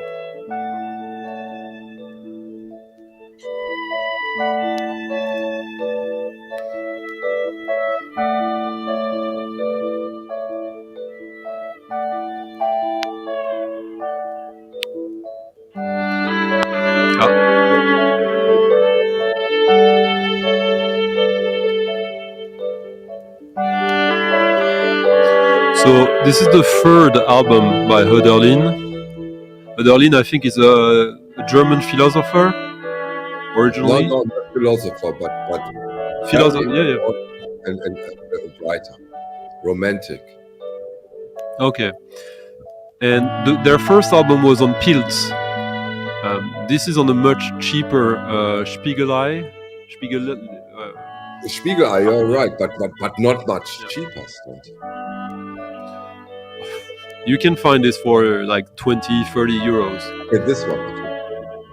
Yeah. And what's pretty cool about this one, usually they are more like proggy, but this album was recorded and produced by Conny Planck, which is probably why you got this minimalism in this one. And the beauty, perfection was unbelievable.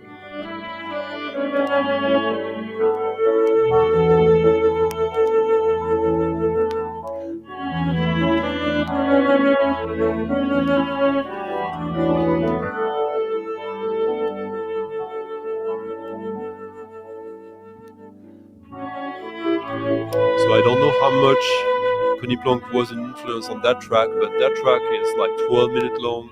It's quite different from the rest of the album. The rest of the album is nice, but this is like these kind of tracks that really stand out.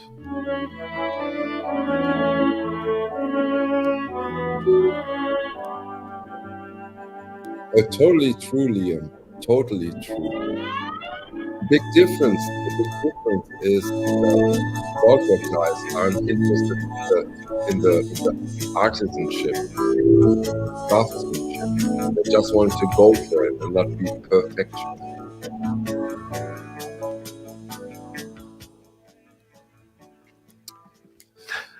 Thanks for sharing. That was really beautiful and very mellow for a stunty record.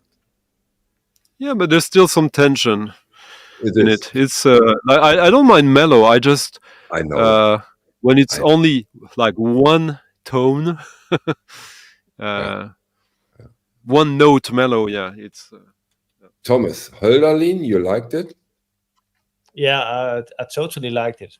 Yeah. Look at the label. The label is so iconic. But don't show this to Thomas. But from now on, he has started already on the ear label, now the Pilz label, and now he's on the Spiegelei. That's for sure. It's terrible. Thomas? It's terrible, isn't it? And the Pilz label and the Spiegelei and the Ohr are such beautiful labels, aren't they? The labels are amazing. They're amazing. It's easy to follow the numbers. It's a perfect label for you. You have three. And like Palm, the quality is generally really high. Yeah. Even on the cheap ones. And if you read the history of the guy who was behind that Ohr label and the Kosmische Musik label, it's unbelievable. It's like a Hollywood story. They disappeared and they come back and then disappeared again. It's such a crazy story, you won't believe it. So crazy people, but in a good sense. In a good sense. It's brilliant. You will love it. Are you aware of the story of the guys who did the Ohr label and the Kosmische Musik label? Yeah, I mean, you told me about it. I knew a little bit, but very little, and then I did my research, and yeah, it's very interesting. It's almost stuff for a Netflix series, in my opinion. Yeah. Absolutely, I agree. Thomas, are you prepared for more music? Yeah, this was just when I listened to it today, a small thing. I'm not sure if I put this into Krautrock, but it's a German record from the 70s. But on this album, you get this.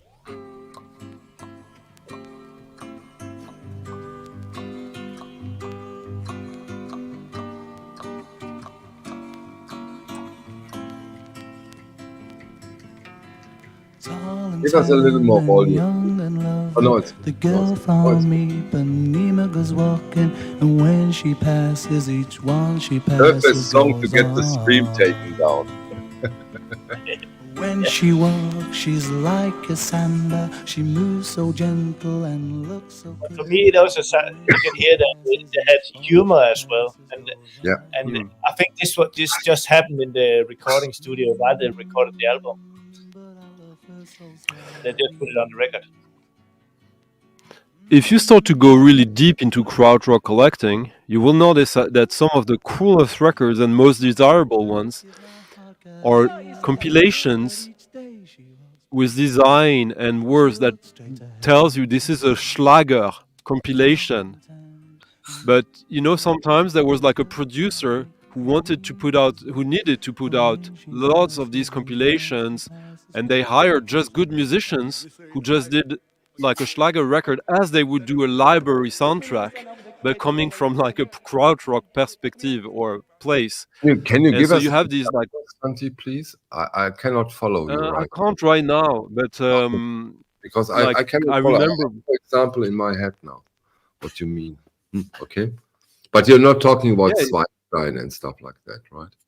You're not. No. Actually, when you look at the cover, they look kind of like the ones that Thomas was showing us, but even worse. Like really, like best hits of like 1978 or something like that, and like with like very German-looking women and like. And, I have it will just be in my head right now, but you have to please show those things. Maybe you show those on Friday. I only have one, I think, like that. But there are people who are really into that kind of stuff and who will show you these records that look like this will be the worst crap possible, and it's like super weird psychedelic rock. About those krautrock private pressings? No, not really. Okay. But they were usually, on labels made by guys locally who were providing records for radio stations and all. They were produced almost like either records for library soundtrack purposes or to be sold in the supermarket. Okay, interesting. I have no idea what you are talking about. But please keep that in mind because we need to get into this. Hello, Daniel. Nice to see you. You are on a break now in the United States. Thomas, back to you, back to Copenhagen. What More are music. you? More music, come on. The next one I play is a record that I did bring to Den Bosch. I think it's on the OBC, but I couldn't find it a few minutes ago. But if it's not, it will be there tomorrow. And this one was the one that most people ask for. What is this, and what is the price for this one?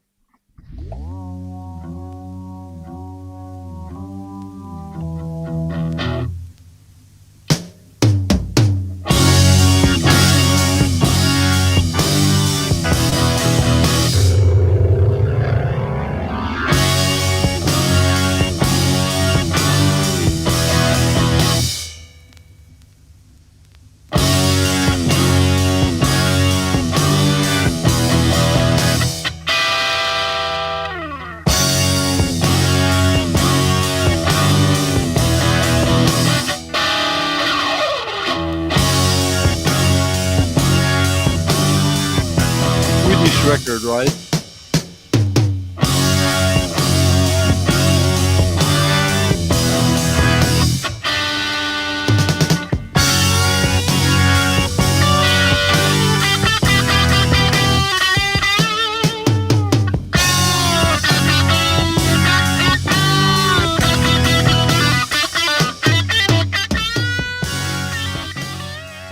That was one of the most asked for records. I remember. Yeah.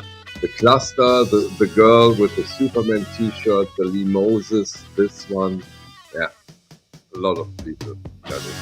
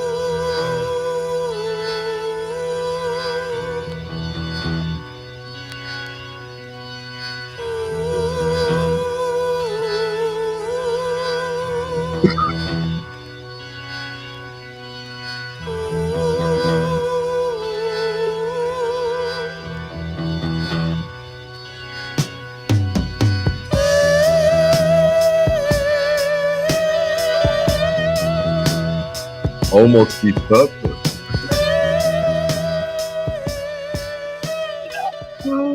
Sweet Child in Time. It's Deep Purple, it's Queen, it's It's everything. Wow. No, Is this it? this is a €1,500 record, Manfred. Sorry. Is it like the band before Novalis? I only know this record from this. Because I think it's like they only did one, and I think it's the band that became Novalis after. I'm not sure, but There's a someone possibility knows. that you're right as usual, stuff here. But I can imagine this is not your kind of krautrock, right? It's No, not at all. Okay. It's great, but I get it. Yeah. No surprise here.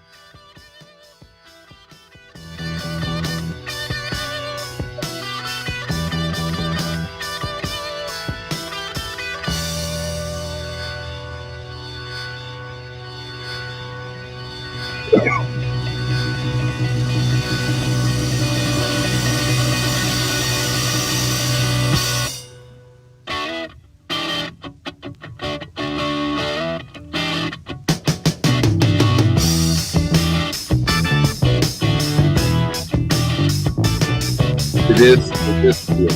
And I totally get that you are totally into this record, because that's the beauty of krautrock.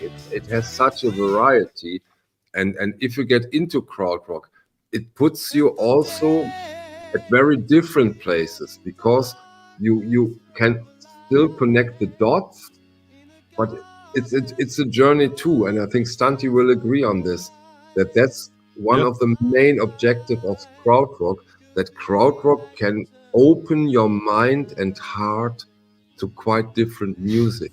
And that's the beauty of it. Stanti, please say. Yeah, absolutely. Like krautrock was first used by British journalists to label whatever they had no real background in, that was coming geographically from Germany in the late 60s. But yeah, there in all these bands there will be traces of blues, jazz, avant-garde, electronics, folk, and sometimes everything together. It's all in there, and in a way very ahead of its time. And if it comes to Neu and Kraftwerk, even epochal, even something completely.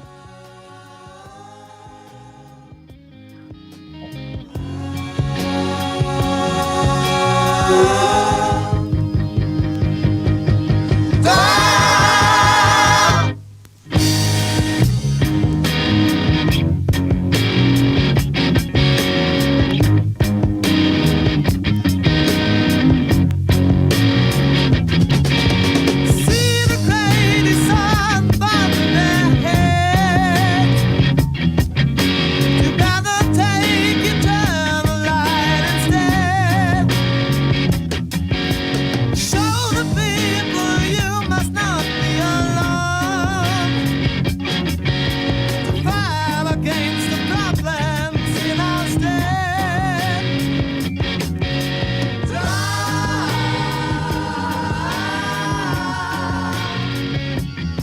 is a very interesting question here.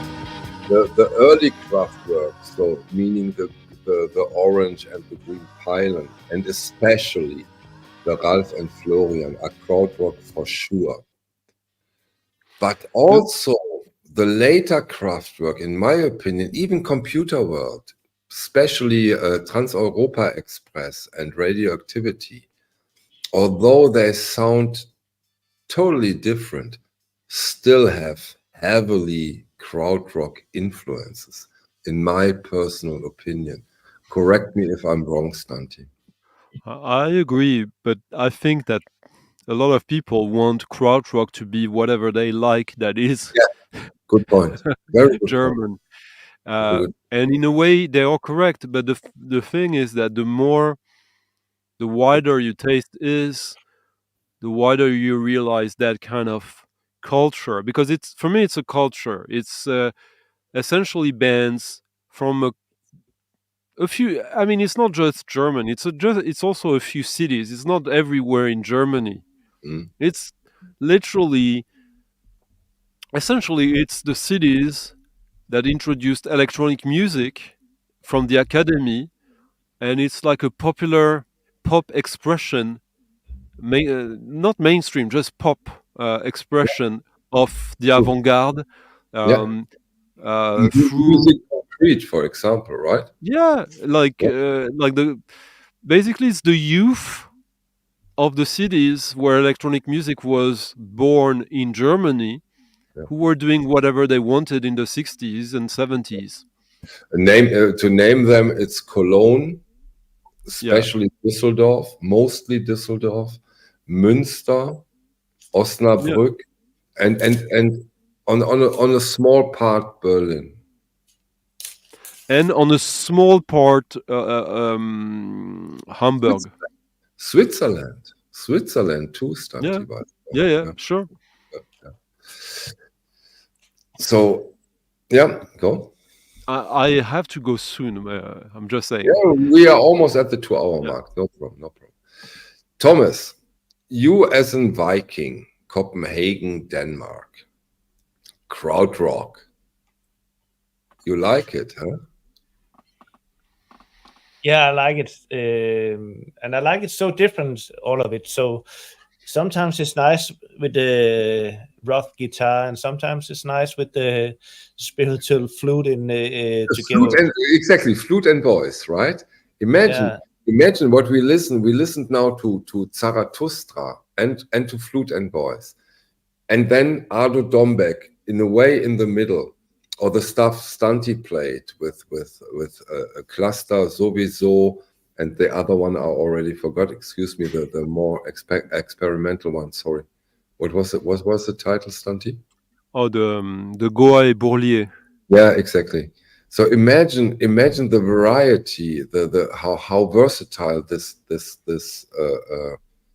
genre is. It's stunning, isn't it? Yes, and just quickly, because it's my autistic brain there. Can you put Louis Mann's second comment there? Louis Mann's second comment is Krautrock this one? Yeah, the one under. Yeah. Oh, important. Good. Yeah, I get it. Because I understand why someone would ask that, but if you ask yourself the question, how else would they have recorded it? Exactly. I assume the question stems from the belief that electronic music is not analog. And electronic music is probably, in a way, even more analog than Stanti fighting this fight is Don Quixote. It's Don Quixote. It's Don Quixote. It doesn't make sense. I know, we've said that so many times, and so but I understand. There's a logic. Me too. There's behind it, but when you start to think about it, I mean, first, the technology back then, everything was analog, and electronic music is analog as well. digital music is digital. That's two different things. Yeah, and I would love to answer Daniel's question, and I think we can talk all about it. In Den Bosch, is Krautrock easy to find? When you talk about originals, and that's my take in a nutshell, when you talk about originals, Krautrock is not easy to find at all. Stunty, as you are big right now, what's your take? I think there's quite a lot of Krautrock that it's fairly easy to find still. If you're looking, it's not that you will find it everywhere. Yeah, but in Den Bosch, you come from your perspective as somebody who also looks into some special Chilean and Peruvian stuff. You know what I mean? no. I'm just saying, like, for example, these. Krautrock in good condition is not easy to find. Oh, good condition, that's a different thing. And also then your mileage may vary. But for example, these amazing movie soundtracks from the guy from Cannes, these records, you can find them easily and cheap. I agree. True. There are examples, but in general, as a general idea, it's not that you go out and find them on if you want the records on peels, no, they're all rare and expensive. Yeah, and you know, I'm talking. I'm not talking only expensive. We talked about this. If I have enough money, I get a complete, perfect Beatles collection within a week. Yeah. You don't do that on Kraftwerk or Pilz label, or you don't. It's not possible. There are dealers who are specialized in that, so you could, but like you, Stunty. You'd have to find them. Yeah. There's two questions that are kind of two comments. Like there's the Liam's comment. So can Krautrock exist with other nationalities? For instance, is the Krautrock band from England who use the same ideologies? And then if you put Zeitdenner comment under it with the blue, this answers perfectly the question, because indeed Brain Ticket is a Krautrock band, even if they're not from Germany. Faust is the Walpurgis, the McChurch Sound Room is Switzerland. Yeah. Which means that because these bands, Brain Ticket, were already back then considered as Krautrock, why not expand the definition now that we know? Like when they did define a Brain Ticket as a Krautrock band, the people who were like kind of like, you know, the gatekeepers, they only knew what they knew. Now we know more. So there's a lot of other bands that would fit the category just as nicely, which is why what we do here, hopefully. Okay, but I want to go back to Thomas with the question from Daniel. As Thomas, there is only very, very few music genres that Thomas is not complete. And Krautrock is one of them. So Thomas is, in a way, the perfect person to ask.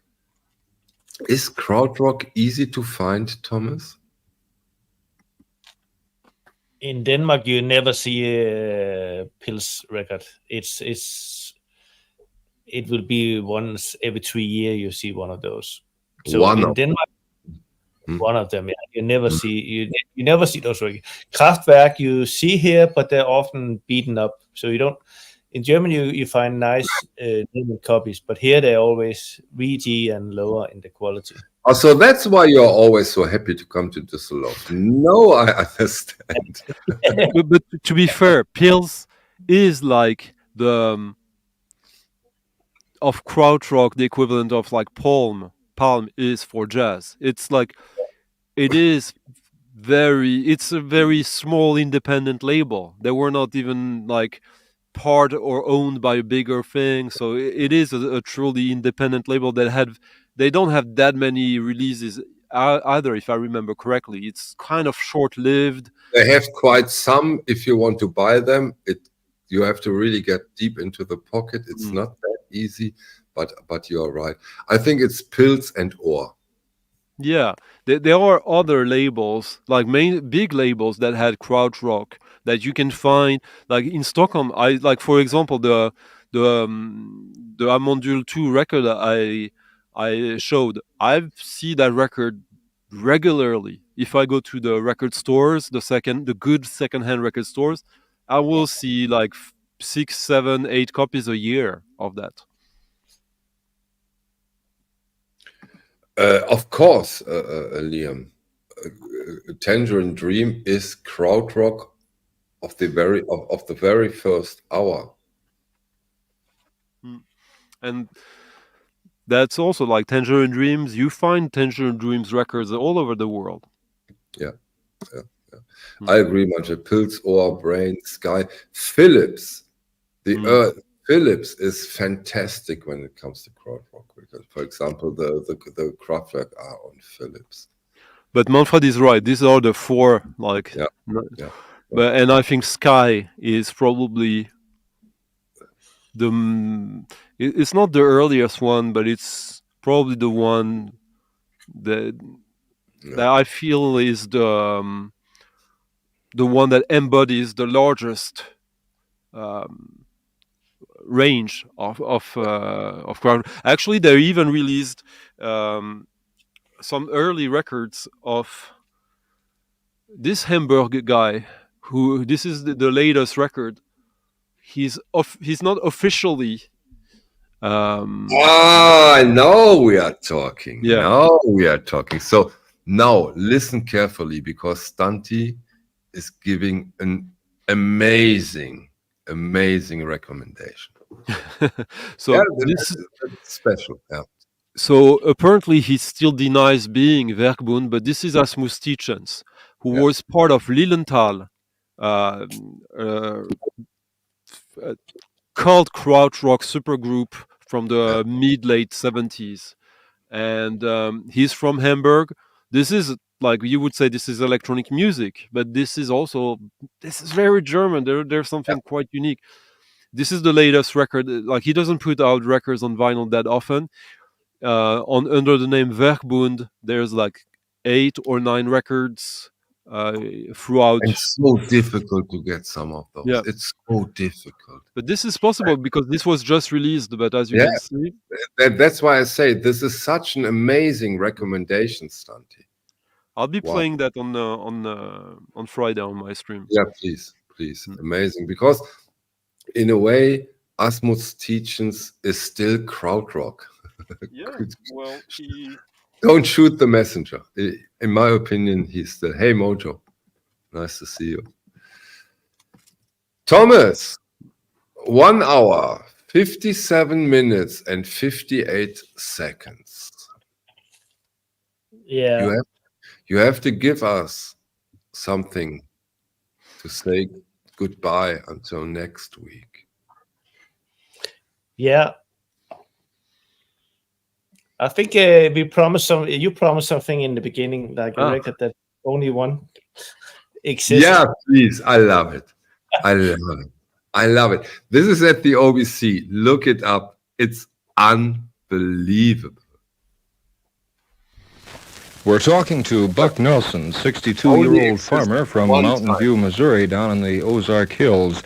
Buck is a farmer and also quite a traveler. Buck, where have you traveled recently? To Mars, the Moon, and Venus. To Mars, the Moon, and Venus. Well, could you tell us, how did it happen? Well, it come about, of course, I don't know how it happened, but my radio that I was listening to was making quite a bit of static noise, so I went outside to see what my pony was doing. They also seemed to be cutting up and making lots of noise to draw my attention. Pony nickering, pawing the ground, my dog barking, attracting my attention. So I went outside to see what my pony was doing, and then I saw the saucer over the kitchen door. What did it look like, Buck? I called it a thing. I really didn't know what it was. It just looked like two saucers put together. What year was this? That was 1954. Well, what happened next? I took a picture of those things. I didn't know what it was at that time, so we just called it a thing. So I took a picture of it, and after I took a picture of it, I attempted to make them land by attempting to flag them down to the flashlight. And they shot a huge ray at me, knocked me to the ground, and cured my lumbago and neuritis that I'd had for Sorry? 15 years. It cannot get more spiritual than this. A guy who tells a story about him flying to Jupiter, Venus, and Mars with his dog. More, I don't know if it's spiritual, but it's definitely psychedelic. It is. It is. I so love it. And this is only one copy, period. One copy. It's what it says here. I think they recorded directly to this. To the disc. So that's why it's only one existing. And later on, you can hear about what they're eating when they're out in space. But now it's something else. The bongos is another record. Now it's another record. Of course it is. Of course it is. But I think I love this. This is. Thank you, Manfred. It's intergalactic. This stream has gone intergalactic now. If you're into that kind of records, Thomas, I have a few clues for you. Like there's a label that has released like recordings of like communication between military planes and their command, like about to bomb Iraq and stuff like that. Oh, okay. Yeah, quite interesting. Even aesthetically, the sound is quite interesting. But yeah. But careful, Santi. Some people went to jail for those kind of things. Exactly, coward. I think it's nice to mix it in with like some spiritual jazz like this, so we have the.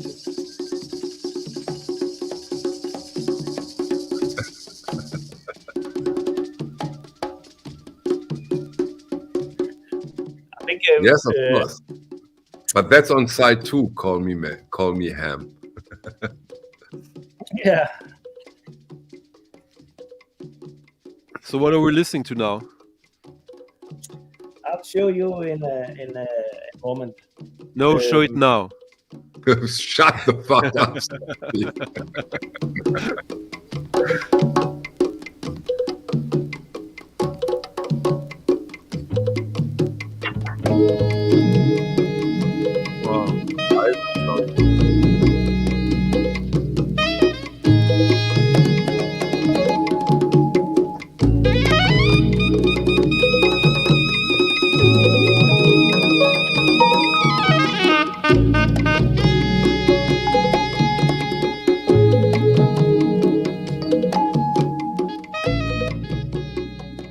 Do a little bit commercial because I think we should do one evening at one point where we get into this spiritual music.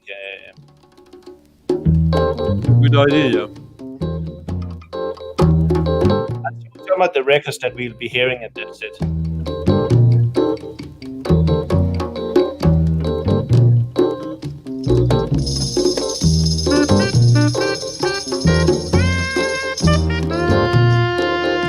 Black cover variant.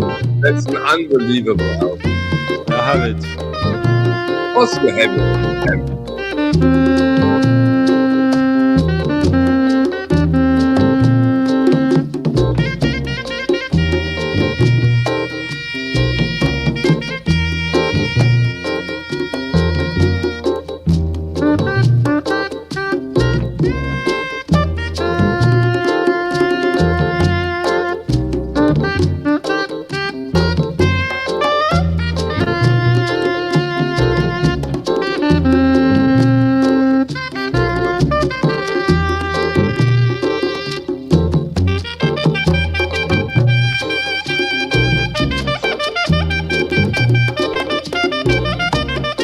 Best free jazz record ever. Okay.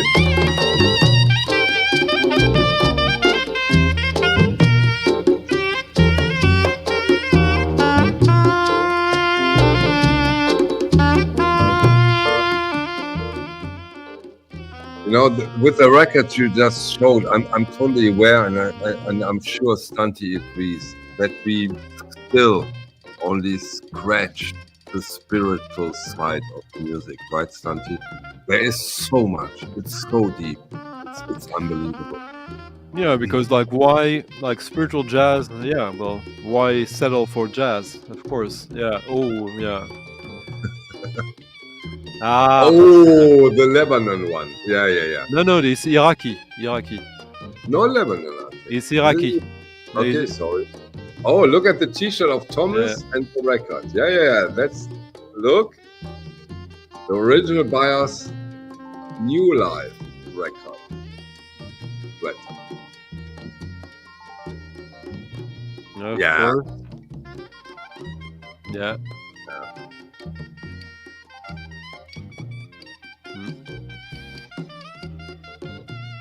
Oh, okay.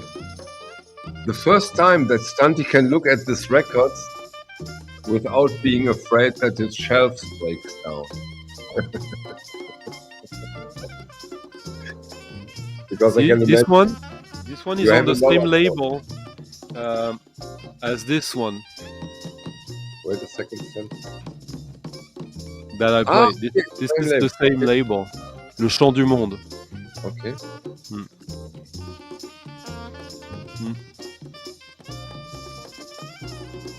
All of that.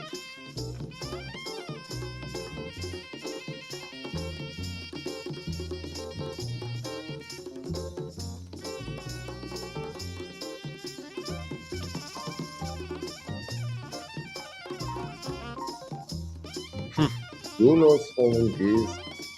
So everything you show right now, maybe Stunty, you can comment on that a little bit more. This is all spiritual stuff, right? No, it's Yeah, spiritual, I would say. avant-garde, spiritual, free. Yeah. Okay. Like that latest one on Ogun is more. What do you say? It's not. Is it a spiritual jazz record for you? It's just like a free jazz. Yeah, I think it's free. Yeah, it's a free. Gentlemen, excuse me, but Christoph is right. Now you teased all those unbelievable records and say, okay, see you next week. Goodbye. Have fun. I listen now to these records. Have a great evening. You're so right, Christoph. You're so right. Yeah. Next time we go into Lebanon stuff like. But if you agree, if you all agree, I would love to go on with this spiritual journey as this gives us the opportunity to get into so much stuff and keep the stream way more open. What do you think, Stunty? Well, for me, like spiritual psychedelic is kind of the same, and I consider 90% of my records to be psychedelic. So for me, it will be easy. All spiritual, right? Yeah, yeah. I agree, Stunty. Like that record that won that radio transmission record that Thomas was showing. It's not music, it's just someone talking and being interviewed. But I guess just the fact that someone decided to put it on a record and someone preserved it, someone bought it, there's something kind of spiritual about it. So true. I so agree. And I love Arjan's question because this is such an important topic. Yeah, Thomas also uses the Vinyl Storage Solution sleeves, which gives you the opportunity to protect the whole jacket and put the record into a separate pocket so that everything is protected and very, very well preserved. I will use more of them when Michael sends me more. Stunty, it's really difficult to keep them in stock. Believe it. It's crazy. It's crazy with those sleeves, but yeah, they are simply the best. Yeah. This one. Oh, this is a record. Wow. I know him. Wow. I don't remember that record at all. Disco. Yeah, it's like disco dance music. Come on, we go out with dance music. We talked about krautrock and spiritual, and we go out with dance music. I love that. That's so spiritual of us. It's a long agree, I know. No, I'm just thinking. I think I'm not sure it will be very popular with everyone, but maybe we have to do a Chicago house, a house music stream. House music is spiritual too. Oh, it for sure is. It for sure is, especially Yeah. the good one, the good stuff. Yeah. Yeah. Yeah, I think at one point we can have a track, so we can do a set from at least. Spirit of Disco. Thank you. I'm Thomas, the DJ. I think we just It need was to so do. nice. I'm the DJ. It was so nice to meet you at Peter's place. That was really cool. I think we just need to do a party, and Thomas and I we do a back-to-back all night long. Stunty, careful, because my 60th birthday is coming. There you go. And Thomas already said I do it. I didn't ask you, but I know you as a friend, you would do it. So Sure. Careful. It Let's might do it. come. Yeah, we will do it. We will do it. We will do That'll it. be a basic party. It will be. all these things have to have made sense. And my 60th birthday, that was the whole plan. I want to have a great 60th birthday.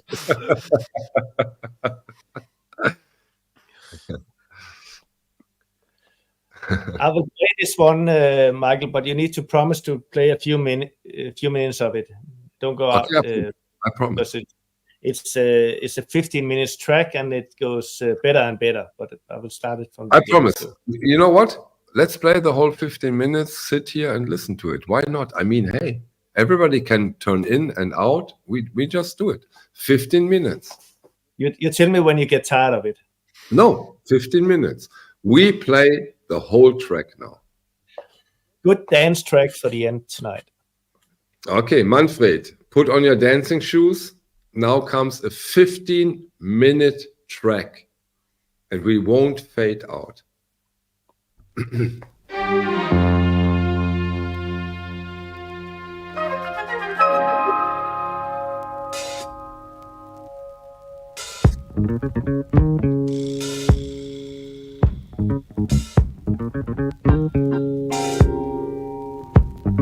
I know. Okay.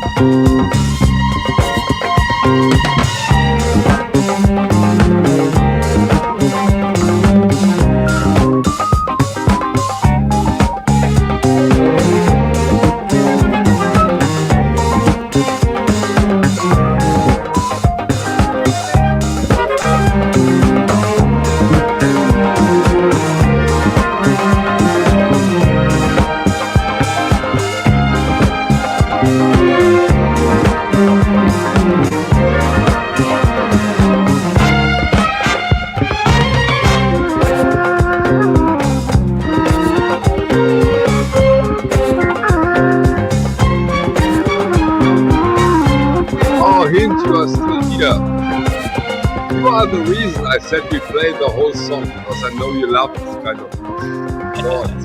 So, this is for you.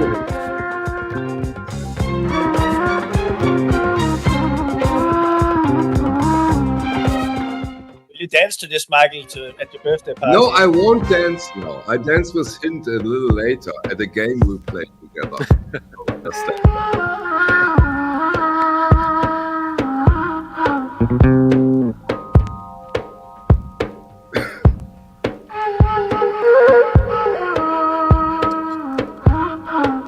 This was reissued.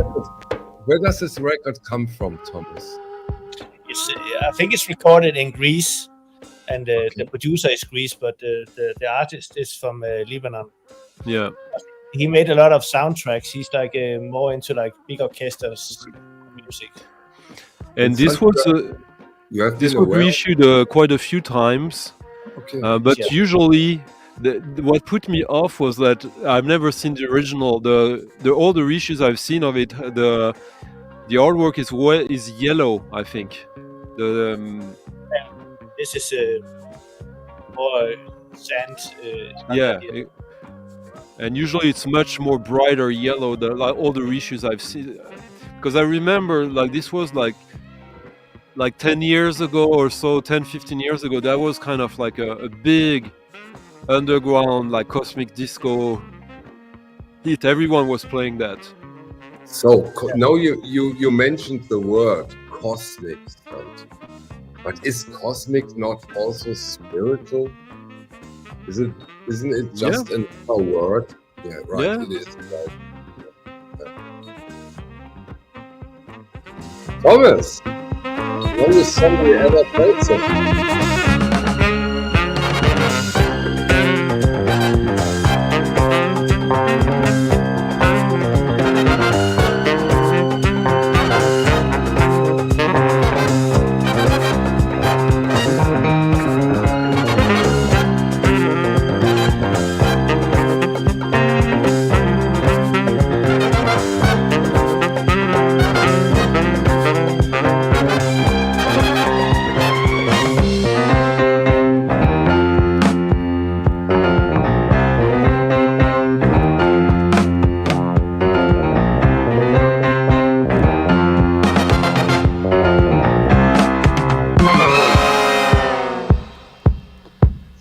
Thomas, Dante, thank you both so much for showing us things. Just a little funny thing about this record before. I'm sorry, Michael, because no problem. Because I had forgotten about it. But yeah, the guy who's behind this, he's the son of Ferouz.